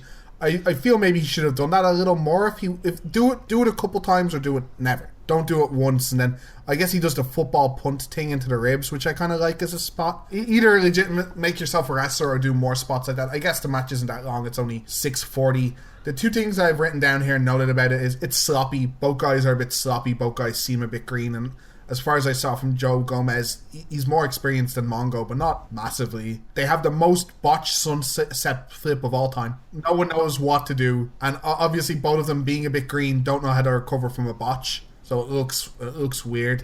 Yeah, that's a good point. Like, it's probably a better way to book this match is probably give Mongo with somebody more experienced. I know they were trying to go with this angle of Gomez was involved with being beat up by the Four Horsemen or something like that, but no one cares. Especially because they'd spent so much of the pay-per-view already, like building up the main event, and you're just at this point, you're like, I really don't want to see this. Yeah, I want to see the main event. People are chomping at the bit. The crowd weren't that into this. They liked the punt thing into the guy's ribs. Field goal is good. They kind of booed for that, but then he has a sexy woman, so they cheered for other things. I don't know. The finish is Mongo giving the Mongo Spike, which is a tombstone pile driver. That is terrifying. This guy is green as puppy shit, as you would say, and you're asking him to do one of the most dangerous moves in wrestling at the time, is the tombstone pile driver. And I'll give it to him, he pulls it off pretty clean, but one slip and that guy's neck is broken. I do not like him having that as a finish when he is that new to wrestling, but that's his finish, apparently.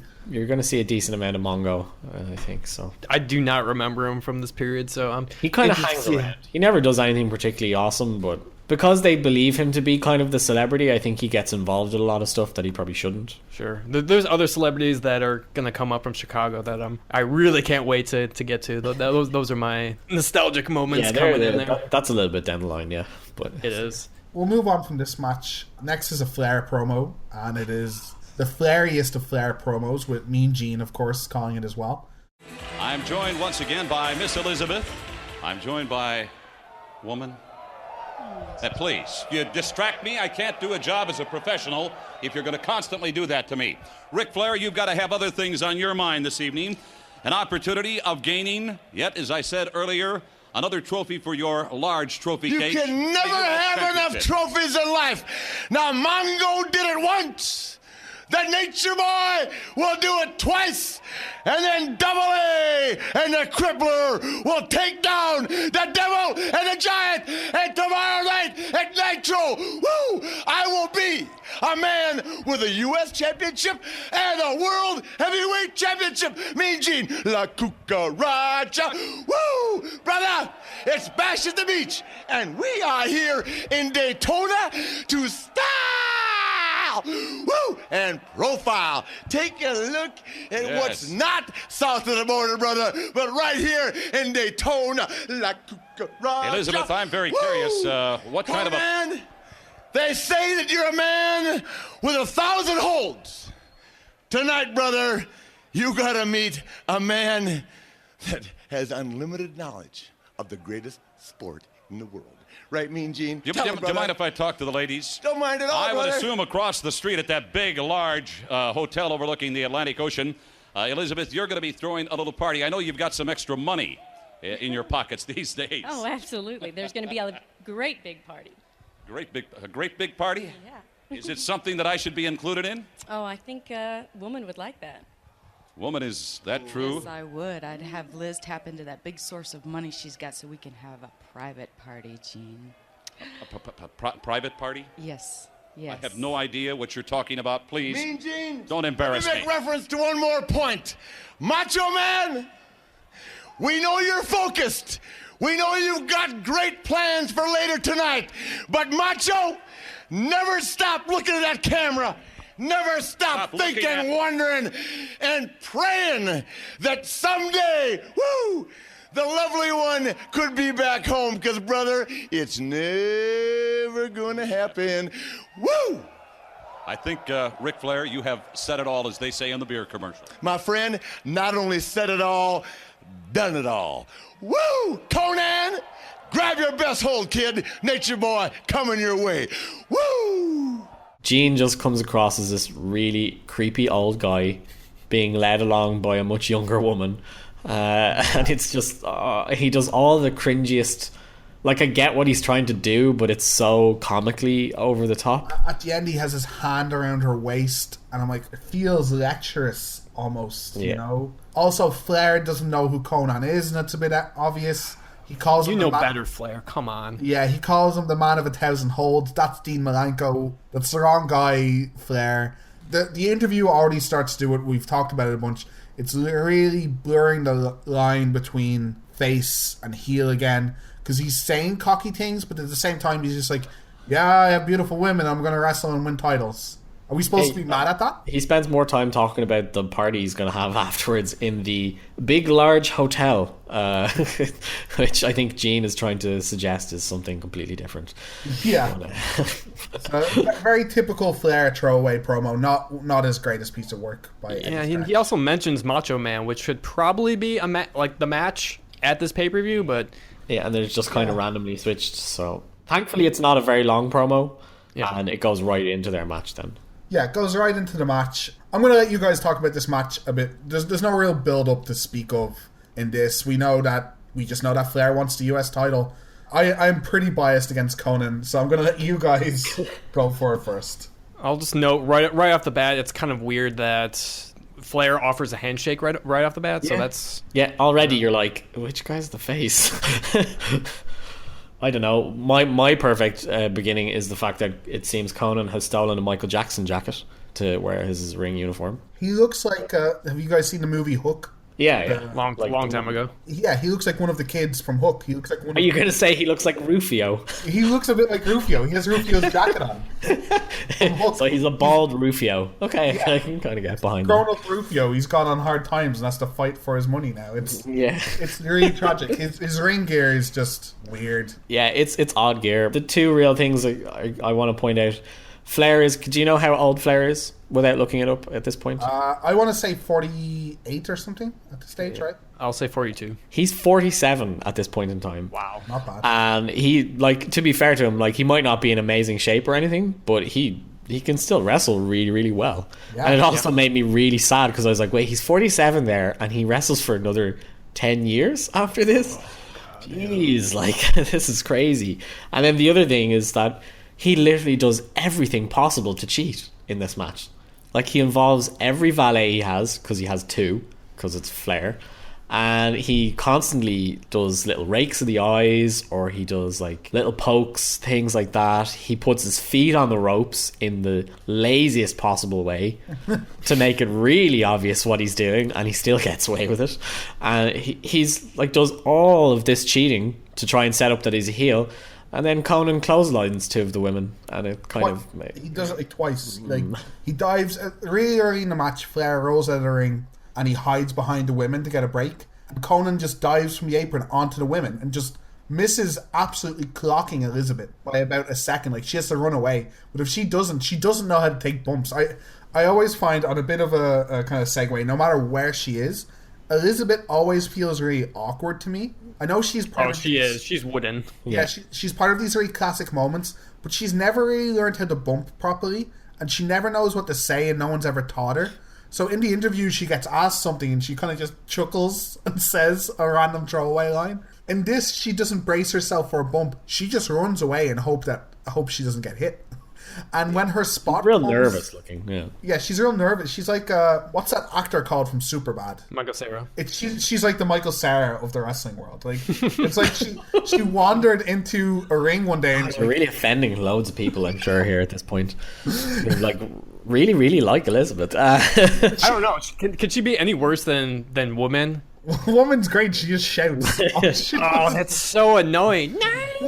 Woman is really annoying. She does kind of redeem herself for having quite possibly the best punt to the groin I've seen. Oh, it's so amazing. She gets right up in there. This whole match is a pretty classic Flair, you know, getting not out wrestled, but out strengthed by a younger guy. He does his whole surprised face, which I love. Flair's surprise face. You know, he thinks he's going to win early. He gets hit a couple times, and he's like, "Okay, this is a match. This is a match." And as much as I say I like when people try new things, the classic Flair stick is very good, and that's when the interferences start. And I don't mind a shady interference match. To be honest, not that many of these matches on the card has had outside interferences. They've had shenanigans, but not... Yeah, that's very surprising of WCW. Yeah, exactly. Yeah. So, but the referee has no idea what to do. Woman and Elizabeth completely botched their spots multiple times. So the first one I have down here is Woman getting involved by attacking Conan, and it's the big punt to the groin, as far as I know, is the first one. No, yeah, I want to note that Dusty goes, "She kicked him low! She kicked him low!" Woman is in the ring. Hey, turn around, ref. Woman is in the ring. She kicked him low. She kicked him low. Holy Moses. No, lower than that, brother. Oh, my goodness. I missed it. My monitor went Oh, by. what do you mean you missed it? Well, we'll show it on replay for you. How about it? Well, my digital scope is... I had never seen nothing like that. I got news for you. Conan's digital scope's fuzzy, too. I love Bobby for that. Like, even if he doesn't really, like, give a shit for a lot of this, but, like, when there's a good heel in the ring, Bobby will always side with them. And yeah, in particular Flair. Like, he's always allegiant to Flair as well. So Woman basically gets into the ring, and the ref sees her very blatantly get into the ring, looks at her for a second, realizes, oh bollocks, I'm not supposed to be looking at her, so just looks away to talk to Flair in the corner for no reason. Conan was on his feet when the ref looked away, and the ref looks back and Conan doubled over on the ground. I'm like, what? How can you even pretend that this isn't a thing? Later on, Woman shakes the ring ropes to knock Conan, to crotch Conan. The ref is just looking at Woman. Is that a DQ? Yeah, that's a DQ. That's a DQ all day. You're like, it should be. The ref is just like, I'll allow it. Later on in this match, Conan has the figure 4 leg locked in, and the referee, he breaks it up by holding onto the rope, and the referee, for no reason, kicks his hands. And Rick looks up at him like, what are you doing? And grabs the rope again, and the ref's like, okay, break it up. It's just this referee being clueless. Later on, Flair has to signal to Elizabeth to get into her spot, to get up on the apron, because she's missed the spot. Flair then points at Elizabeth to the referee, and the referee's like, okay, and walks over to Elizabeth and starts talking to her. Woman gets up on the apron and has her high heel in her hand. Conan and Rick wrestle for another minute and a half. Yeah, and she has to wait. Yeah. And she has to wait. And the referee just stands there. Yeah, and the referee talks to Elizabeth for a minute and a half while there's wrestling going on. And then she clocks him with the heel. And then Rick puts his feet on the rope to get the pin. But it's not just like feet on the rope, it's feet on like the top rope. It is the best like cheaty pin I've seen in a very long time. Like, you're like, how much more can you cheat here? This is Yeah, so what do you guys think about this match? I go two ways on Flair, because I've seen so many Flair matches, especially from WCW, and this was kind of the same typical Flair match. It's average enough, I think. I don't think it ever really gets out of it, and then there's too much interference to really get anything going. Yeah, that, and there's just no story into this match, so I think that's where I lost part of it. I mean, I think they were trying to build up that Conan, like, he wants to beat Rick for the recognition. I think one of the commentators said it at one point. So they got some story elements in there, but yeah, there's just too much going on. I did just too much booking that they tried to throw in here. Conan's a bad wrestler, and some people are not going to like me for this because I know he has a following from this point on. But his rolling clothesline makes me die inside every time I have to watch it. It is the slowest, botchiest, missing thing I've ever seen. Dave, you're making little Conor cry. He was such a Conan mark.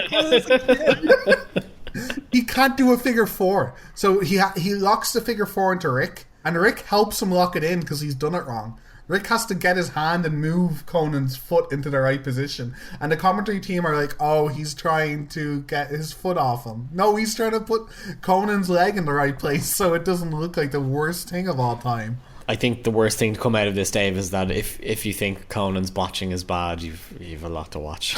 I heard that the clothesline gets nothing if not worse. It's also not intuitive because he throws them to the rope and he rolls after them. So the second they turn around, they're getting clotheslined. So no one has any time to react, and even if you know it's coming, your timing is so off, you're not used to getting hit the second you hit the ropes. Like, the only other move that's similar to it is what they would call to later the kitchen sink. Austin did it a lot. You'd whip them to the rope, you'd run to the rope with them, and you'd knee them in the midsection and flip them over your knee. But you're doing like 99% of the work there. You're following them when they turn around, you're tucking their head, and you're flipping them over your knee. With this, they have to react to getting clocked in the chest by this rolling Mexican guy. You know? Yeah. What does he think he is, Sonic? I just hate it. Yeah, I was really disappointed in this match. As I said, I loved Conan growing up. I loved maybe that's why he went to the Tequila Sunrise. He couldn't do the figure four. So the other move he messed up, or maybe it was Flair that just didn't want to do it. They tried to do the Mexican surfboard, but just couldn't get it up or something. It never really sets up, and it's just, okay. It's one of those moves that like only really experienced wrestlers and cruiserweights can kind of do. Yeah. So I wasn't expecting them to like fully get it. When he was setting up for it, I was like, no way Flair's going up for this. So disappointed in this match overall, though. Yeah, it's very mediocre for all intents purposes. Especially since I think Conan got so much build. Like, they really have a lot of faith in Conan. And you can see later they still have a lot of faith in Conan. After this, they really want that Mexican connection. But we'll transfer from this atrocity to the next one. And it's Mean Gene outside of the Outsiders door again. This almost spoils the pay-per-view by itself. Mean Gene is outside of a door listening to the Outsiders. He says he can hear another person's voice, a third person's voice, but it's muffled. Like, that's fine. It's nonsense. It doesn't need to happen. You've just done this promo 20 minutes ago. Why do we need another one that's the exact same? But then he says it's a voice that he recognizes and has heard before. And when pressed about it, he's like, yeah, it's someone in the company. So all of a sudden, there's this wide possibility. Since Luger has come in on Nitro, you do not know when anyone is jumping ship. That's the whole point. Diesel was a huge jump. Scott Hall was a huge jump. No one expected him. But all of a sudden, Mean Gene has told you that it's not going to be another jump. And there's still a match to go between now and then. This is atrocious. For all the stick that Tony gets for his commentary, this is an absolute abomination. So yeah, we don't have to linger much more on this, because we got an important match in the landscape. You could probably call it the second most important match in the card. It's a Giant and the Taskmaster against Arn Anderson, Chris Benoit, tag team match. And the stipulation is if Chris and Anderson win, that Giant has to defend his title. I think it's on the Nitro against one of the Horsemen. Any one of the Horsemen they can choose. This match gets 8 minutes altogether. First thing I'm going to note about this is they immediately get this weird entrance where there's a fight on the ramp. Both teams don't get to come out, and Mongo comes out and hits Giant with a briefcase that Giant no-sells and then chases Mongo backstage. This is an excuse for them to isolate Sullivan and build up the whole, we can't fight Giant. You want to protect him. You don't want him to take any moves. You want to protect his image. But Giant comes out like 30 seconds later. Why can't you just have Giant missing for like the most of the match? Well, I would say that the whole point of it is that like the commentary does a reasonable job of setting this up, in that they basically say that Arn and Chris are like afraid of being one-on-one with Giant. They're doing everything in their power to make sure, and this way, if you haven't come back out, you get to play the whole tag team face in peril bit, where like Kevin constantly is trying to bet the tag in, and will he get it, and like what lengths will they go to and stuff. And they do a pretty rudimentary job of like setting that up. There's some reasonable tag team wrestling in this. It's nothing out of the ordinary. And then when he finally gets in the ring, he shows exactly why he's the world champion at the time. It goes back to our like discussion about like who's face and who's heel in this. Yeah. And it's kind of weird. The Dungeon of Doom again is kind of the face in this match. Oh, it does make sense, as in Giant's the world champion, so he kind of has that. But I will mention that it is Kevin Sullivan's hometown. So I didn't know that while watching it. I looked it up later. So that's maybe why they were getting more cheers. Because when Giant gets the hot tag, there was a decent pop, I would say. Yeah. And usually the supposed heels are not supposed to be getting the hot tag and getting beaten down. So it was a little awkward. I wasn't a huge fan of this match. This is kind of seems like a Nitro match to me. Yeah, it's pretty throwaway. To be honest, I'm not really sure. Like, I'd have to look at their rosters, but there's probably not a lot else they could have put on the show at the same time. I mean, I guess they could have had that tag title match, which apparently was on the dark shows. Personally, I'm not a fan of Kevin Sullivan. I hate his voice as well. When trying to listen to his podcast, I just can't stand him. Yeah, I can't. He doesn't look very realistic to me, and the drawn-on eyebrows and stuff, it just doesn't work. There's a few I get the story they're trying to tell here. They want the hot tag. They want Giant to do two or three devastating moves and it'd be over. But there's a few inconsistencies. One, the Giant just gets into the ring halfway through the match. He doesn't need a tag. He just gets in and he throws both of them around and then he just leaves. The ref doesn't even tell him. He just gets back out of the ring. Also, this one was, I think, a bit of a nicer spot, but again, around it, they should have just had Giant do nothing the entire match. So at one stage, I think it's Chris gets too close to the Giant's side and just eats a clothesline. Giant just runs across the apron and clotheslines Chris, or it might have been Aaron at that stage, and destroys him. Then when he finally gets the hot tag, Chris just fights with Sullivan outside the ring as Aaron runs away from him. So we don't get the hot tag moment of, punch him a couple times, chokeslam. Giant has to get out of the ring and chase Aaron, which completely ruins the hot tag. And while this is happening, and this is how it finishes, Chris brings Sullivan up to the sand and they fight in the sand, and Chris does an insane suicide dive off of some kind of raised platform. And it's off the announce table area. Okay. Of course, Aaron eats a chokeslam and gets pinned in 2 seconds. This makes zero sense. Why did Chris brings him up there? Sullivan doesn't run or distract him. Chris just drags him up there for no reason. No continuity at all. I think the point is that they're trying to set up what happens immediately afterwards, which is where Chris continues to beat Kevin to a pulp in the ring until a woman shows up and starts pleading with Chris to stop. For us, obviously, looking back now, we understand what was going on because we know the background. For anybody who doesn't know this, I don't know if it's exactly at this point that Chris has already started going out with Woman, but Woman is originally Kevin's wife, and then from going on the road, I don't know if she actually cheats on Kevin or not, but she splits up with Kevin to go out with Chris Benoit instead. They end up getting married, and it's all while they're still working for the same company. I think it's a bit after this, because I think recently there's this promo where Chris says that Sullivan is the game master, as in he's the master of playing games or something of playing games with people. And then he's like, oh, you think you're the master of playing games with people, but our bishop just took your queen. And then it turns into woman. Oh, he does say that in the promo, actually. Yeah, I do remember that. The tag promo, he mentions that. Yeah. That's one of the cringy cliche things that he says, and you're like, it's in this time frame, but I think it's a little bit after this pay-per-view that it actually happens in real life. But yeah, I don't know what point it's happened in real life, you see. I don't know if this is before or after. It explains, there's a weird bit where after Woman breaks it up, Aaron reaches over to Sullivan as if kayfabe to, are you okay? Did you take a headshot or whatever? And Sullivan just proper hits him. Not punches him in the face, but hits his arm. He's like, fuck off. So maybe tensions are already super high. That would make a lot of sense. It's a really weird angle anyway. There's just a huge disconnect with the commentary team as well, because the commentary team, they don't know, and mostly the fans obviously don't know that Woman is on screen Kevin Sullivan's wife yet.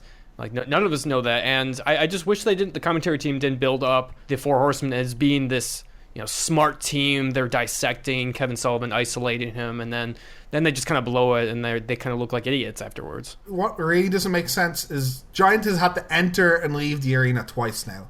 So straight after the match, without checking on his partner or, the leader of his stable, he just leaves. He has to pass Sullivan getting beaten up to leave. Then he comes back out and shouts at Chris to fuck off. Yeah. And picks up Sullivan and brings him back out. But he has to pass Sullivan getting beat up. He also almost drops Sullivan when he's bringing him on the way out. He goes over the top rope and he doesn't realize all the weight shifts and he nearly drops him off the top of the that would be a better pay-per-view moment. Yeah, I feel bad for Giant because I feel like he should have a match by himself, because he's had one or two okay matches as a singles wrestler as champion. I think it was uncensored. He had a decent match. The Great American Bash match with Luger was pretty much of a dud. I don't think it was that much of his fault though, because there's other reasons which we'll get into. So I feel bad kind of for Giant. I wish he kind of had a singles match here. Even apart from that, he's your world champion and he's not involved in the main event. Why isn't he in the main event? It's important to note that Giant's career just started maybe 6 months ago. The Halloween Havoc match was his first match. So he's still very young and very inexperienced at this point. So I guess I can see maybe that's why this was a tag team match. We're obviously going to see more of Giant coming up.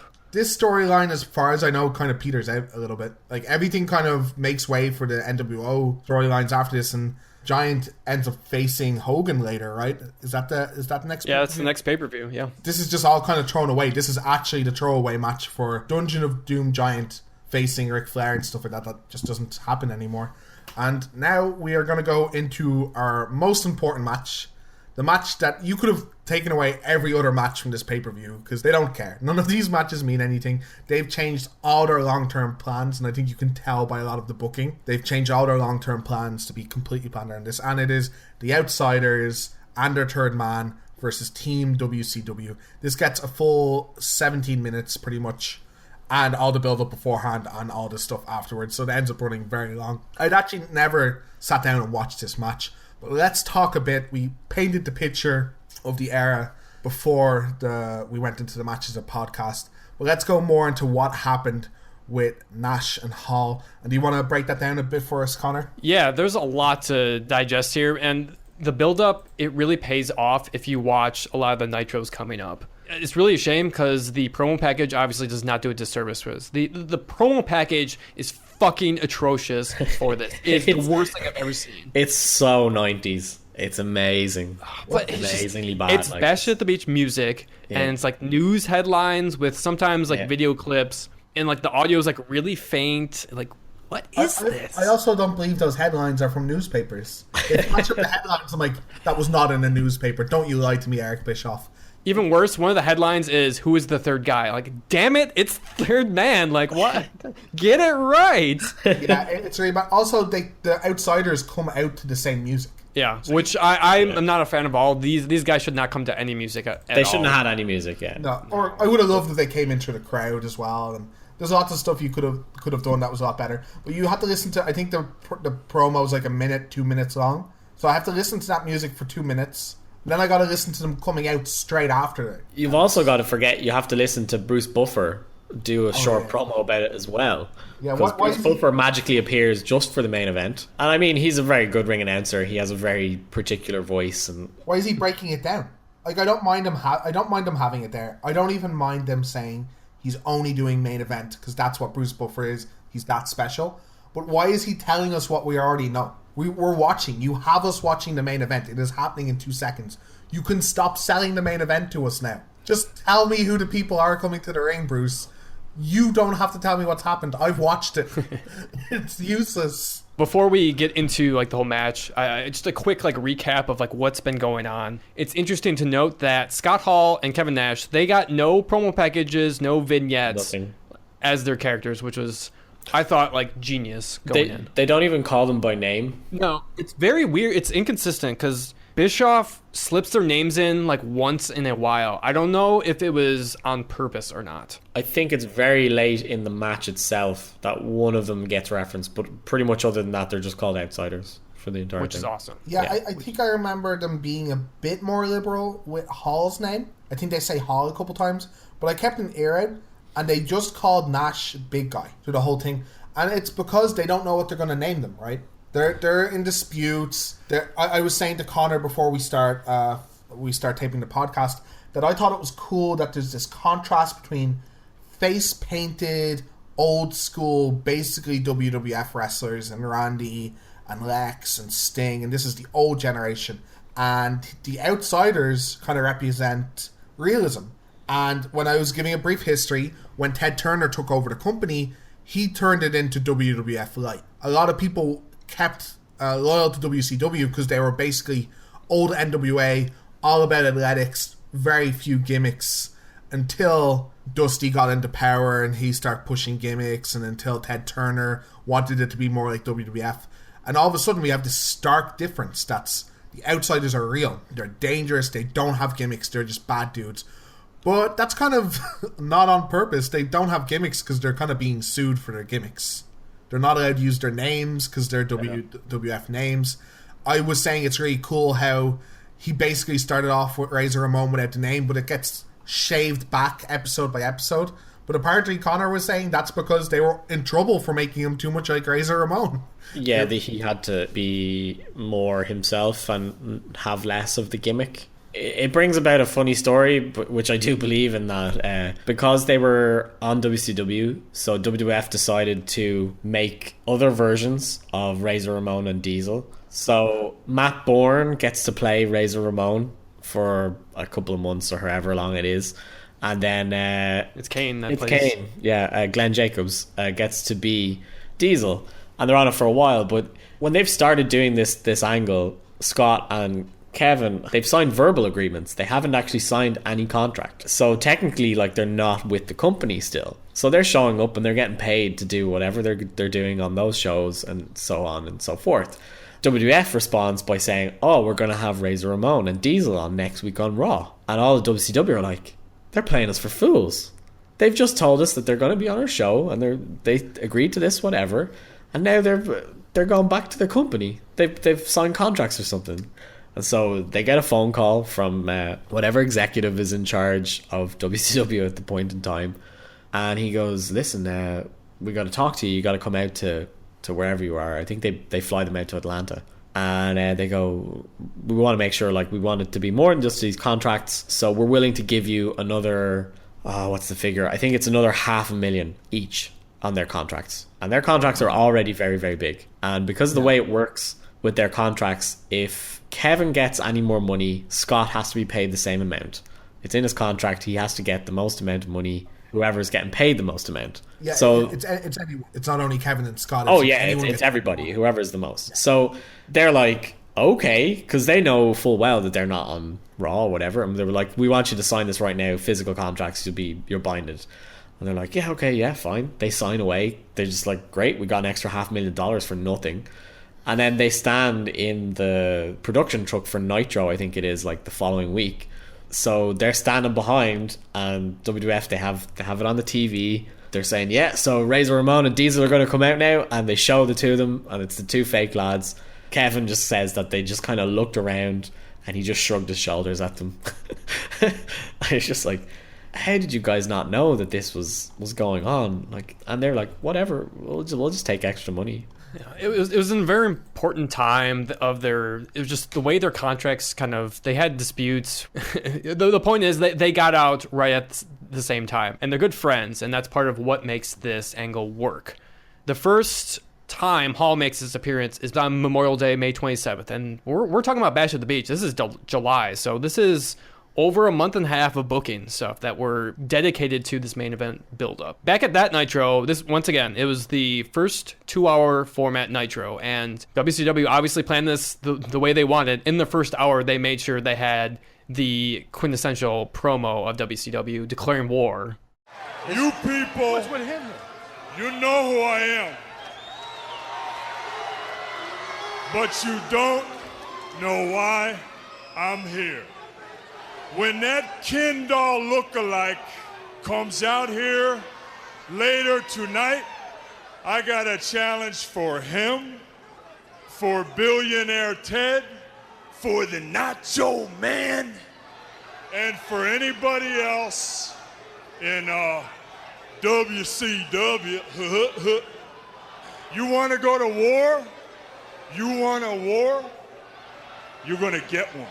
As far as the promo, though, it's an awesome promo. Like, I never had the respect for Hall just because I saw him later in his career where he's drugged up like a ton. So seeing him in his early state, and I was just really surprised with his promo work.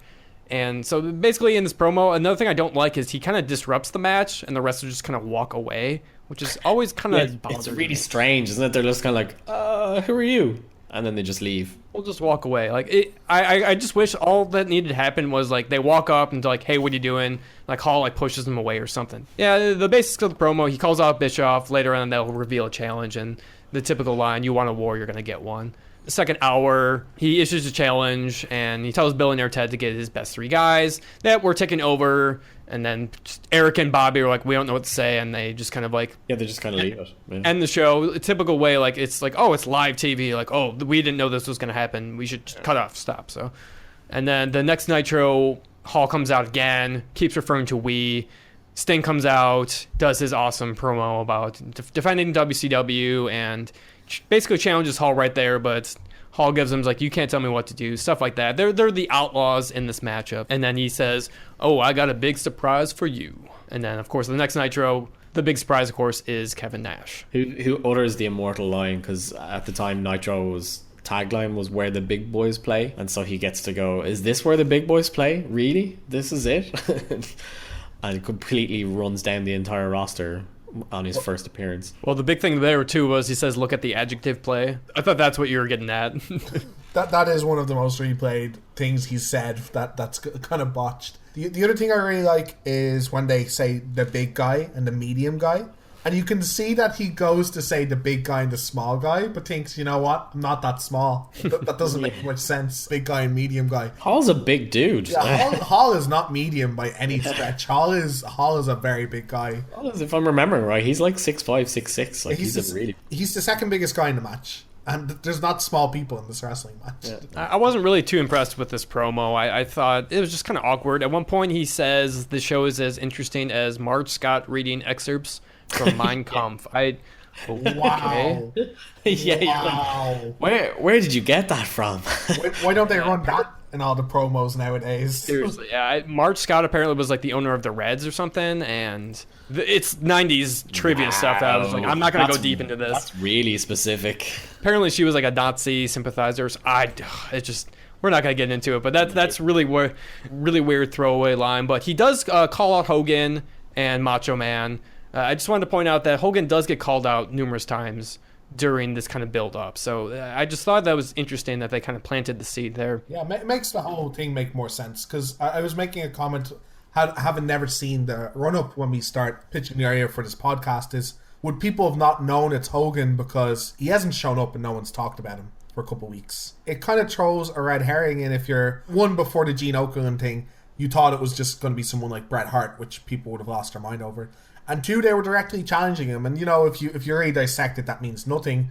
But it's just these little things that make you wonder who it is. You know, no way it can be. And Hogan's been gone for a while. He wasn't at the previous two pay-per-views. But continuing on, Bischoff invites them to the Great American Bash. And hopefully WCW can choose their guys.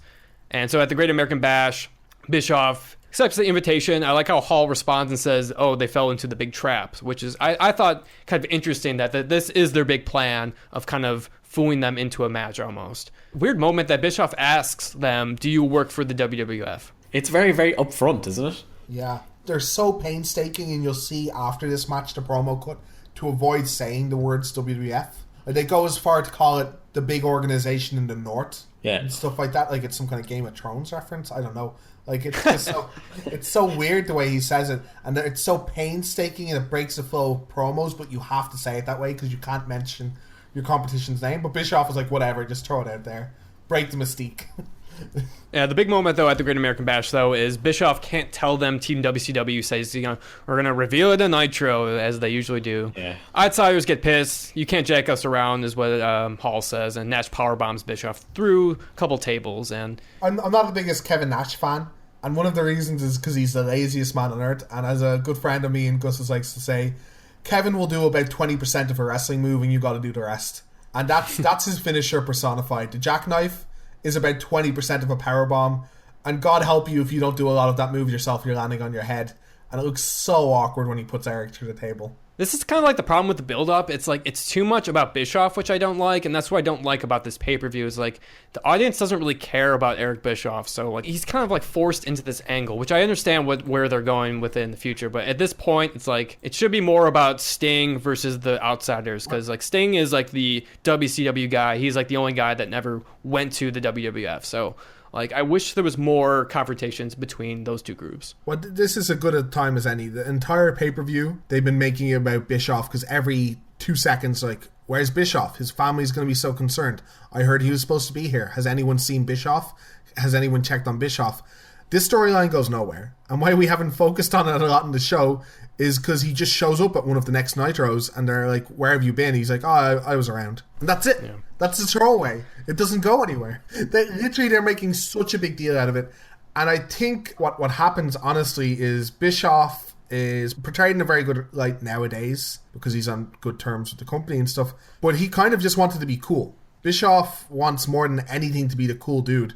So when the NWO gets really over, I think Bischoff starts to plan to become part of it. So I think he goes from, oh, I was going to say I was kidnapped and getting hurt and that I'd be the face or whatever, to, no, screw that, I want to be in the NWO. They're cool.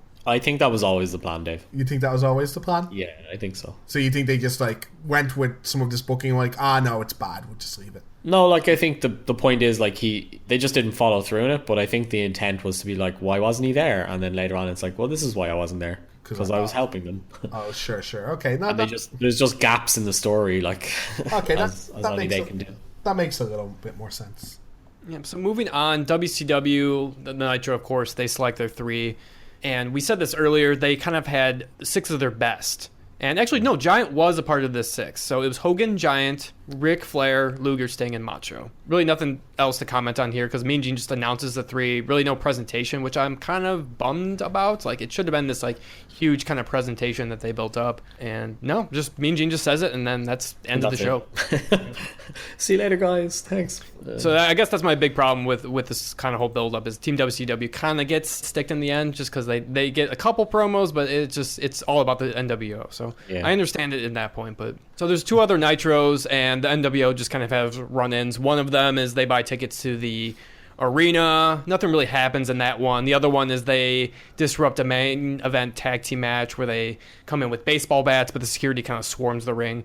It's really cool. Like, they seem like a huge threat to WCW. Like, the police officers, like, they are stroking their guns and stuff like that. So it's just those 2 weeks before Bash at the Beach was just kind of like this build-up of them trying to take over, but WCW is still, they're putting up a fight. When they kind of leave the ring after buying their tickets, the whole locker room comes out and swarms them. That's where the line comes in. Oh, look at the clowns and stuff like that. But security kind of brushes them off. But that's where we're at, and that brings us to this point. I think it's a pretty, even looking back at it now and having all the information about how it plays out over the next 5 years, I think being a bit objective, it's a really good build-up. And you can see exactly why people are chomping at the bit.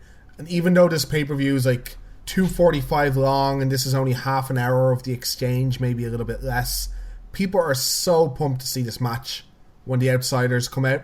Like, people are so excited, and they've had to go through a lot of filler to get here. Yeah. So I think it's really well built, though you can point out mistakes. I think it's still great when they hit the ring, when the Outsiders hit the ring, even though their music is terrible. It's just a Bash at the Beach music. They give a really nice, short, cocky heel promo where it's like, where's your third guy? Like, this is all we need. I don't see 3 men here tonight. Where is your partner? You know Scheme Gene? Chico, you know too much already. All you need to know, little man, is he's here and he's ready. Well, if he's... Well, wait a minute. Where is he? Is your partner telling me that your third man is in the building? Oh, he's here all right, Gene. We got enough to handle it right now, right here. Oh, come on. Oh, man, I'm going to tell you what. They cannot handle our 3 guys.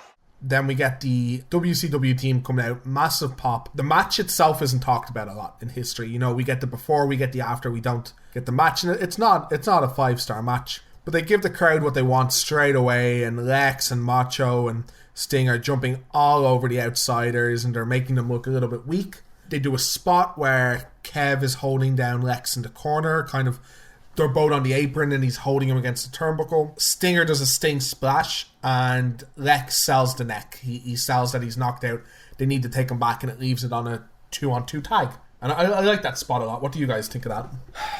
Man, I go both ways on this. I love the psychology of the injury spot, but the execution is fucking god-awful because it needs to look more believable. Maybe it's because we've seen so much blood and guts and huge high spots in wrestling that it just doesn't look believable. But it needs to look more devastating, though. And maybe they just need to show it in a better way, like a different camera angle, because I didn't even see it happen. Like, I actually had to rewind. And I was like, wait, how did Luger get knocked out? I don't know. Maybe they botched this a little bit, but it looks like Nash just got more of the worst of it. And it's really only my main negative with this match, though. Yeah, I'd agree with that generally. I do think it's a good spot. Like, I think it's a good idea, like you're saying, with the psychology behind it. I think it does a good setup because I can't remember if Bobby mentions it or not, but he's like, maybe he'll come back. And then maybe you can run the idea that, oh, maybe Lex comes back and then he helps the NWO. And he's the third guy. And this is just a ploy, like, to get him out of the match so he can come back later kind of thing. It's totally overbooked, this match. Like, there's loads of shenanigans and there's loads of stuff that goes down in it. Another problem with the injury spot, going back to that, it kind of broke up the momentum a little bit. It kind of quieted the crowd down. But luckily, like, Sting is awesome and he gets the crowd back into it. After getting slapped, like, Sting, he just snaps and he just tackles Hall. There's also I'm trying to remember what spot it is, but somebody messes up Randy. Yeah, okay, so yeah, Kevin Nash, he slams Macho down and then he goes for like an elbow drop and just looks he just... And Randy just goes to get up and he just nails him right in the neck, It's a complete accident.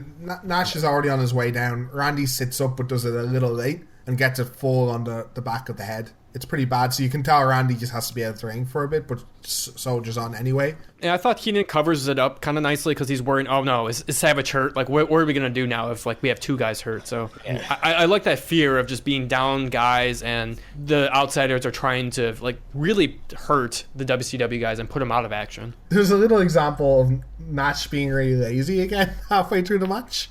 So Scott does most of the action and Nash does some of the bigger, I'm a big guy, it's hard to knock me down spots. But Nash is on the apron, they have control of Sting, and they're doing the abdominal stretch. Yeah. They're taking turns doing it. Scott goes to tag Nash out at one stage before the spot starts, and Nash just shakes his head like, I don't want to be in the ring. he just keep going, and like Nash puts his hand back. He's like, no. Like, give me another 2 minutes to rest. That was enough of a Big spot Kev for is me. Great. I love Big Kev. Actually, one thing I did love about Nash is he shoves Macho with his boot, like, while he's going over the top rope. I don't know if you guys saw that. Yeah. You can see, like, because Kev hasn't wrestled since WrestleMania. Like, WrestleMania is his last match previous. He's actually on WrestleMania 12. So that he has that really good match with The Undertaker. And, like, he's off for like 3 months, and it's clear that he hasn't really been working out because he's got quite the belly that he kind of hides as much as possible with his ring gear. But you're like, you are so out of shape, man. He's gassed after his couple spots in that match for sure. I think it's a fine psychology match. As I said, early injury, WCW look like they might run away with it, and it's stupid for the heels to come out with two guys.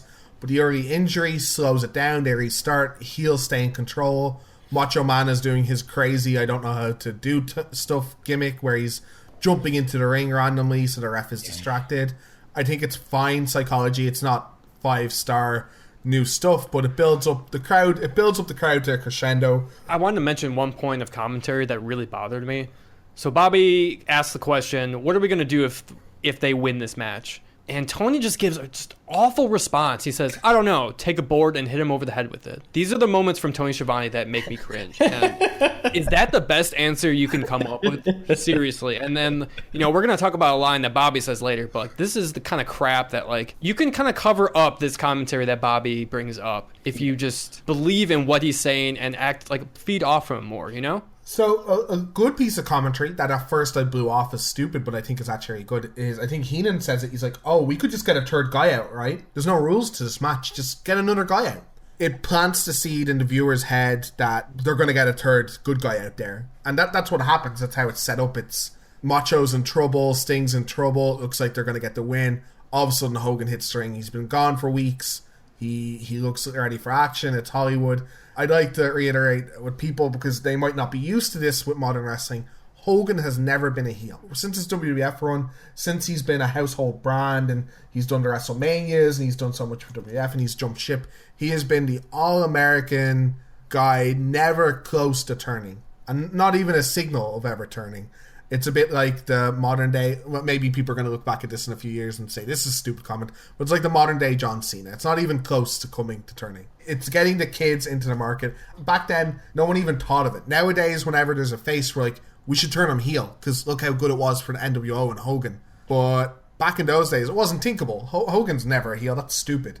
So when he marches down to the ring and the outsiders scatter, and he turns around, he drops that leg on Randy, I think looking with unbiased eyes, I think it's a fantastic moment. I think it certainly lives up. And then there was one, and it was Sting, and he didn't look too good. Hulkamania! Hulk Hogan is here! Hulk Hogan's here! Hulk Hogan is in the building! You damn right he is! Go get him, Hulkster! Yeah, but whose side is he on? Go, Whose side is he on? What are you talking about? Yes, sir! Get him, Hogan! Go get him, baby!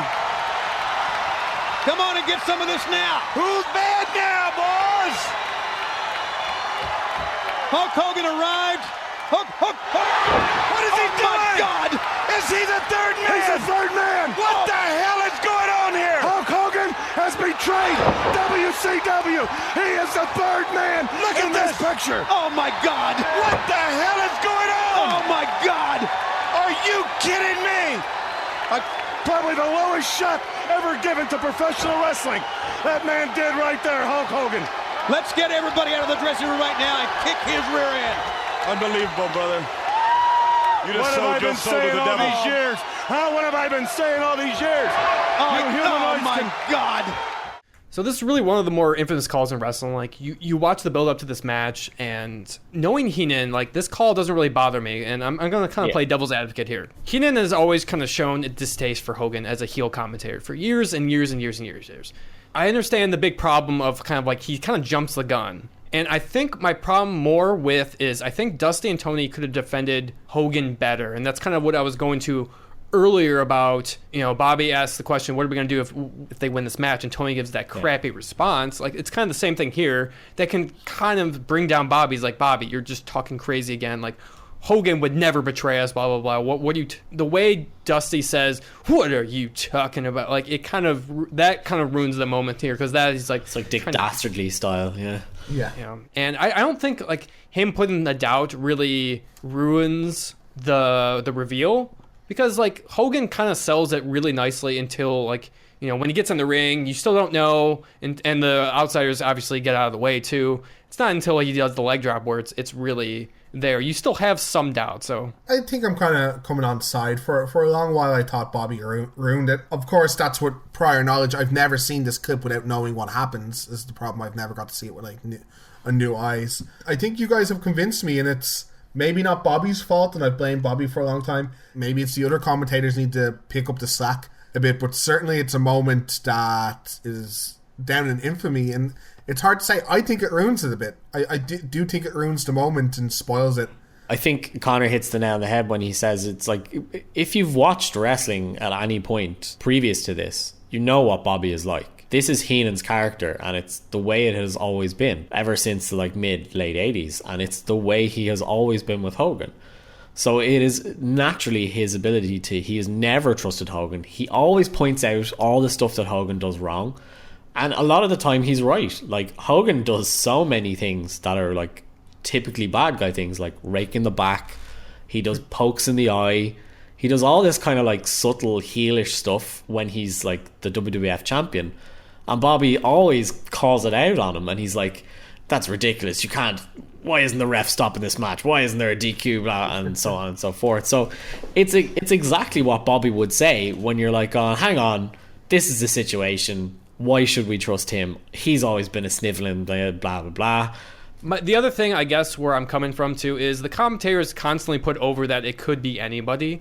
So that's why I didn't feel too out of the norm that it's like, oh, well, it could be Hogan because, you know, he's running out, his music doesn't play, which is awesome. I think that's the way like running should happen in wrestling. It's a cool shock factor when, like, you know, Stone Cold hits the ring and the glass breaks and it comes out of nowhere, but it's just like, it doesn't, in real wrestling terms, it doesn't make sense because it's like, all right, hey guy, play my music, I'm gonna run out there, right I gotta go out. Stone Cold kind of ruined it on everyone because it became really popular when he did it, because God, he ran into more matches than he actually fought, but his music was perfect for it because it's such a mark out one big noise kind of thing, where lots of music doesn't lend itself. Like, imagine Rick's music playing when he interferes, it just doesn't have the same effect, you know. And definitely, I guess my last point too is just the solid fact that Hogan's been away from TV for 3 months. They've brought up Hogan a few times, Hall and Nash calling him out during promos, and he was also like one of the random 6, so it's just like, just him not being there, I guess that's why it's just like, well, this guy hasn't been around, like, why, like, whose side is he actually on, you know? Maybe he would have been better if you knew he was there. I don't know, it's kind of hard to tell. At this point, it doesn't really matter. This is still one of the biggest moments that wrestling has ever seen. I guess the final Nitro is probably bigger because it's such a weird moment, so there is that, but this is up until that point, I think is probably the biggest thing that's ever happened to wrestling. I'm not the biggest Hogan fan. I don't think he's terrible by any stretch, like other people would say.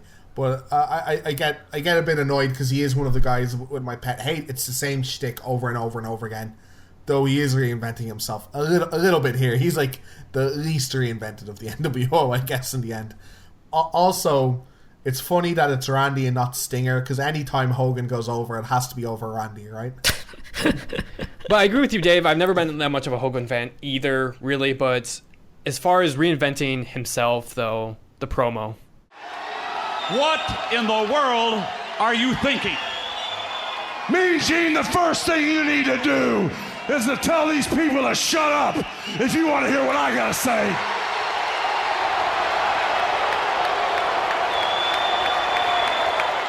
I have been with you for so many years. For you to join up with the likes of these two men absolutely makes me sick to my stomach.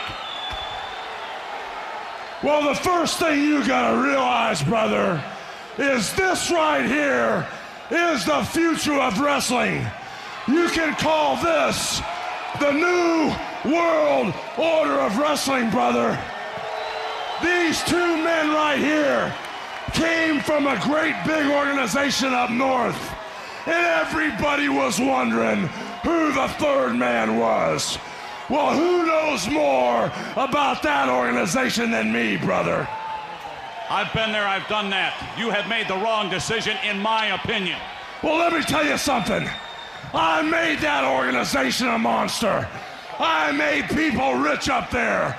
I made the people that ran that organization rich up there, brother. And when it all came to pass, the name Hulk Hogan, the man Hulk Hogan, got bigger than the whole organization, brother. And then billionaire Ted, amigo, he wanted to talk turkey with Hulk Hogan. Well, billionaire Ted promised me movies, brother. Billionaire Ted promised me millions of dollars. And billionaire Ted promised me world caliber matches. And as far as billionaire Ted goes, Eric Bischoff and the whole WCW goes, I'm bored, brother. That's why these two guys here, the so-called outsiders, these are the men I want as my friends. They're the new blood of professional wrestling, brother. And not only are we gonna take over the whole wrestling business with Hulk Hogan and the new blood, the monsters with me, we will destroy everything in our path, Mean Gene. Look at all of this crap in this ring. This is what's in the future for you if you want to hang around the likes of this man Hall and this man Nash. As far as I'm concerned, all of this crap in the ring represents these fans out here. For 2 years, brother, for 2 years, I held my head high. I did everything for the charities. I did everything for the kids. And the reception I got when I came out here, you fans can stick it, brother. I like the promo a lot. And I don't like his promo style. Unlike other people from that era, I don't mind the shouty 80s, 90s, early 90s style promos. Like, I love Macho Man promos, like I said earlier. And I hate Hogan saying brother every 2 seconds. It really grates on my insides. But I think he delivers from kind of a little bit of truth. You know, I've made all the money in the world. I've made companies big. I got brought here and I got promised stuff, but like, I'm not even your world champion anymore. You know, this is boring. It's all the same stuff I've done. So why not just do what I want with all my money? And he gives you a proper reason to hate him. It's his best promo of his career, I think. I can't think of one that's even close to this. Yeah, it has to be. Yeah, by far. All his WWF ones are pretty much the same thing over and over. Yeah, I think the main reason why is just he needed to make sure he got it right. It's the biggest heel turn in history. He also needed leverage since his contract was coming up. He had some doubts of actually turning in this angle, but he went up with it. And my only comments with it, it dragged on maybe a little bit too long. and I probably could have done without the catchphrase at the end and the infinite amount of brothers, as you said, Dave. But overall, I was really impressed with this promo and the garbage being thrown onto the ring. Like, there was times where you could tell it was real, like a huge like thing of like Coke was like thrown when Mean Gene was going into the ring. There's full-on animosity from the crowd. They're like going, "This is absolute bullshit. How can you do this to us?" Yeah, you can tell. He's been a good guy for so long. It's probably about the guts of 15 years at that point. Yeah. So there's entire loads of fans that just don't have any other concept of him as a person, and for him to do something like that is incredulous to them. So yeah, I really love the promo. Like, it's a one-off. It's such a big moment in the history, and it changes both companies like very dramatically because of this over the next 5 years, and has lots of knock-on effects, which we're going to see next couple of episodes. My one critique of the promo would be there is zero need to have Mean Gene out there. Like, just grab a mic. You're the NWO now. You're going to run rampant for the next couple months doing whatever the fuck you want on any show. You don't need Mean Gene to hold a mic up for you. In fact, it's really awkward because Gene's arm gets tired, and you can tell because Hulk is so tall, and he has to keep pushing the mic back up to his mouth because Gene just can't hold the mic up for that long. I don't blame him. He's holding it over his head. Like, Hogan is 2 of Gene. It's probably not the lightest thing to be holding up like that. So yeah, Dave, you actually bring up a really great point. That part doesn't follow continuity because when Hall first comes out, he demands a mic or whatever, and most of the other promos, it's them, the outsiders, they kind of grab the mic from either Bischoff or somebody else. I guess you can argue because Hogan is with the company, so he is still under contract in continuity, so he's still an employee, so they can do that, I guess. It's a very, very slim one there. I'm trying to play the other side here, but yeah, I do see what you're saying. Like, it is a bit odd. They're that he shows up. I do love Kevin and Scott. They're doing the Hogan poses in the ring. Like, they're kind of hamming it up. I love that. Well, there's a bit of a story. I'll segue a little bit before we're coming to the end of the show that I like about this, and it's Kevin Nash are still this is all new territory. And these guys are still very unsure about these turns and what it's going to do. But obviously, people go ballistic for this, and people throwing garbage. That doesn't happen in modern and that stage of wrestling anymore. People don't get that amped since, kayfabe was broken. People now know wrestling isn't real, so people don't get that angry anymore, and they do for this angle. It's insane. It's been the most since wrestlers used to get stabbed in parking lots for being bad guys, They were really worried would this keep up because they said they recognized, you don't know, there's a lot of he said, she said out there, but they said they recognized that the fans loved how real and gritty it was. And that they were really scared that Hulk Hogan would fall back into his, what you gonna do, brother? Eat your vitamins or not, I don't care, I'm a bad guy now, kind of stupid promos. So they went up to Hulk and they were like, listen, we're going to cut some promos for Nitro. We need you to downtone your personality. We need it to be aloof and dark. He's like, yeah, no, I got you. I know what you guys want. I know what you want, brother. But he cuts the exact same promo he's done for 20 years in the production, and he's pointing and giving it to brothers and what you gonna do, and it's terrible. And Hall and Nash oh my god, here goes our paycheck right down the drain. We had the world in the palm of our hands and it's just floating away. So they go to the guy in the production truck and he's like, what can we do to make this good? And the guy's like, what if we made it black and white and really blurry and just shook it around all the time, and we only cut in a couple of his sentences? And they're like, that's genius. Let's run with that. And that's how the NWO style was born. That's how their promos kind of style was born. I do want to point out one last point that I thought changed the kind of the business tier too, that you kind of brought up there. That this was kind of the first, or at least the first kind of moment that I can think of that you really have anti-heroes in wrestling.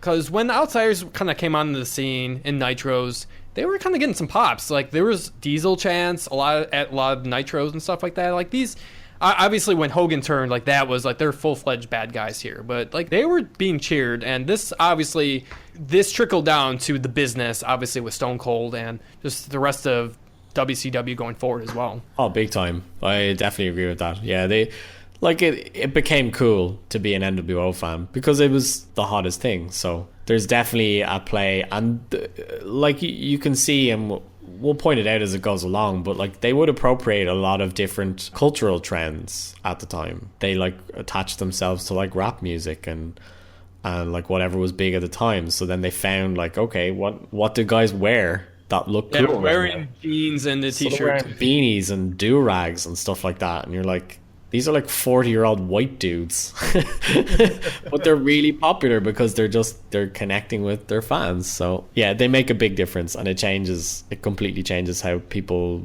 perceive good and bad and so on in the business. I think this goes to show how hard it is to be a face, and this still rings true today. And I think it's a stark contrast from we were talking about Conan earlier in the card, and how terrible he is as just an all-out good guy. Because it's hard. You got a lot of strict rules as a good guy. You have ethics you got to follow, otherwise fans just won't like you. And you got to do that while still staying in touch with fans and being cool. The NWO had zero restrictions on anything they did.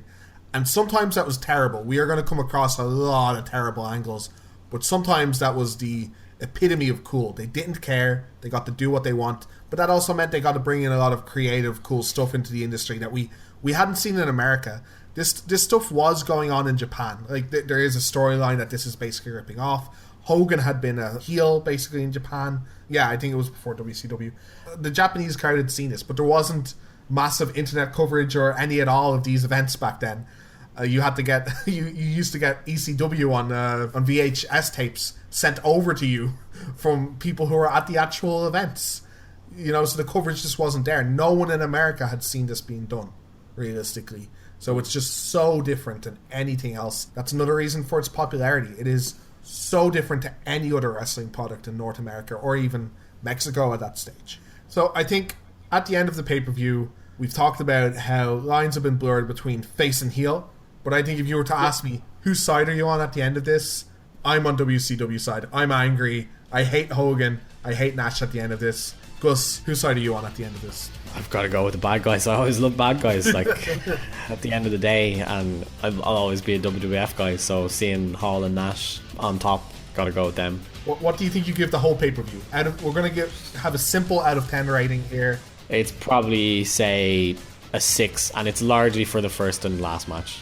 Everything else is kind of superfluous. If you literally just watch the first match and the last match, you got 90% of the pay-per-view. Okay. But the last match is so important, I would watch it just for that. Conor, at the end of the pay-per-view, whose side are you on? Oh, I'm on Gus's side. I'm actually on the NWO side for this one. I thought Hall was amazing throughout the build-up. It's hard to look back at this or put myself into kind of 96 Conor. I just love believable stables, and I love stables that have an obvious goal. So I guess that's why I kind of love the NWO and what they stood for initially. And I thought they were booked as perfect heels in this match. It just definitely holds up, besides the Luger getting injured. And as far as like the whole pay-per-view, like as a whole, yeah, if it wasn't for the opening match in the main event, it would have been a lackluster show. But the third man reveal, it's one of the most iconic moments in wrestling history. For that alone, I think it's definitely worth the watch. I love long-term booking as well. Something I wish would happen more in wrestling. So I would give it maybe 7, 10. Well, I think it's been a successful first outing. Thank you all for listening and staying with us all the way through. I know this is going to be a long one. We've had to explain the backstory. This is probably the longest one we're going to have. But if you want to contact us at the podcast, we are on Twitter, we're on Facebook, WCW versus NWO Podcast on both those platforms. But I think that's us wrapped up for today. Next pay-per-view we will be looking at is Hogwild. I'm saying that right? Can't wait. So next episode, you're going to be looking forward to seeing the NWO spanking a booty. From Dave, from Fergus, from Conor, we'll see you next time.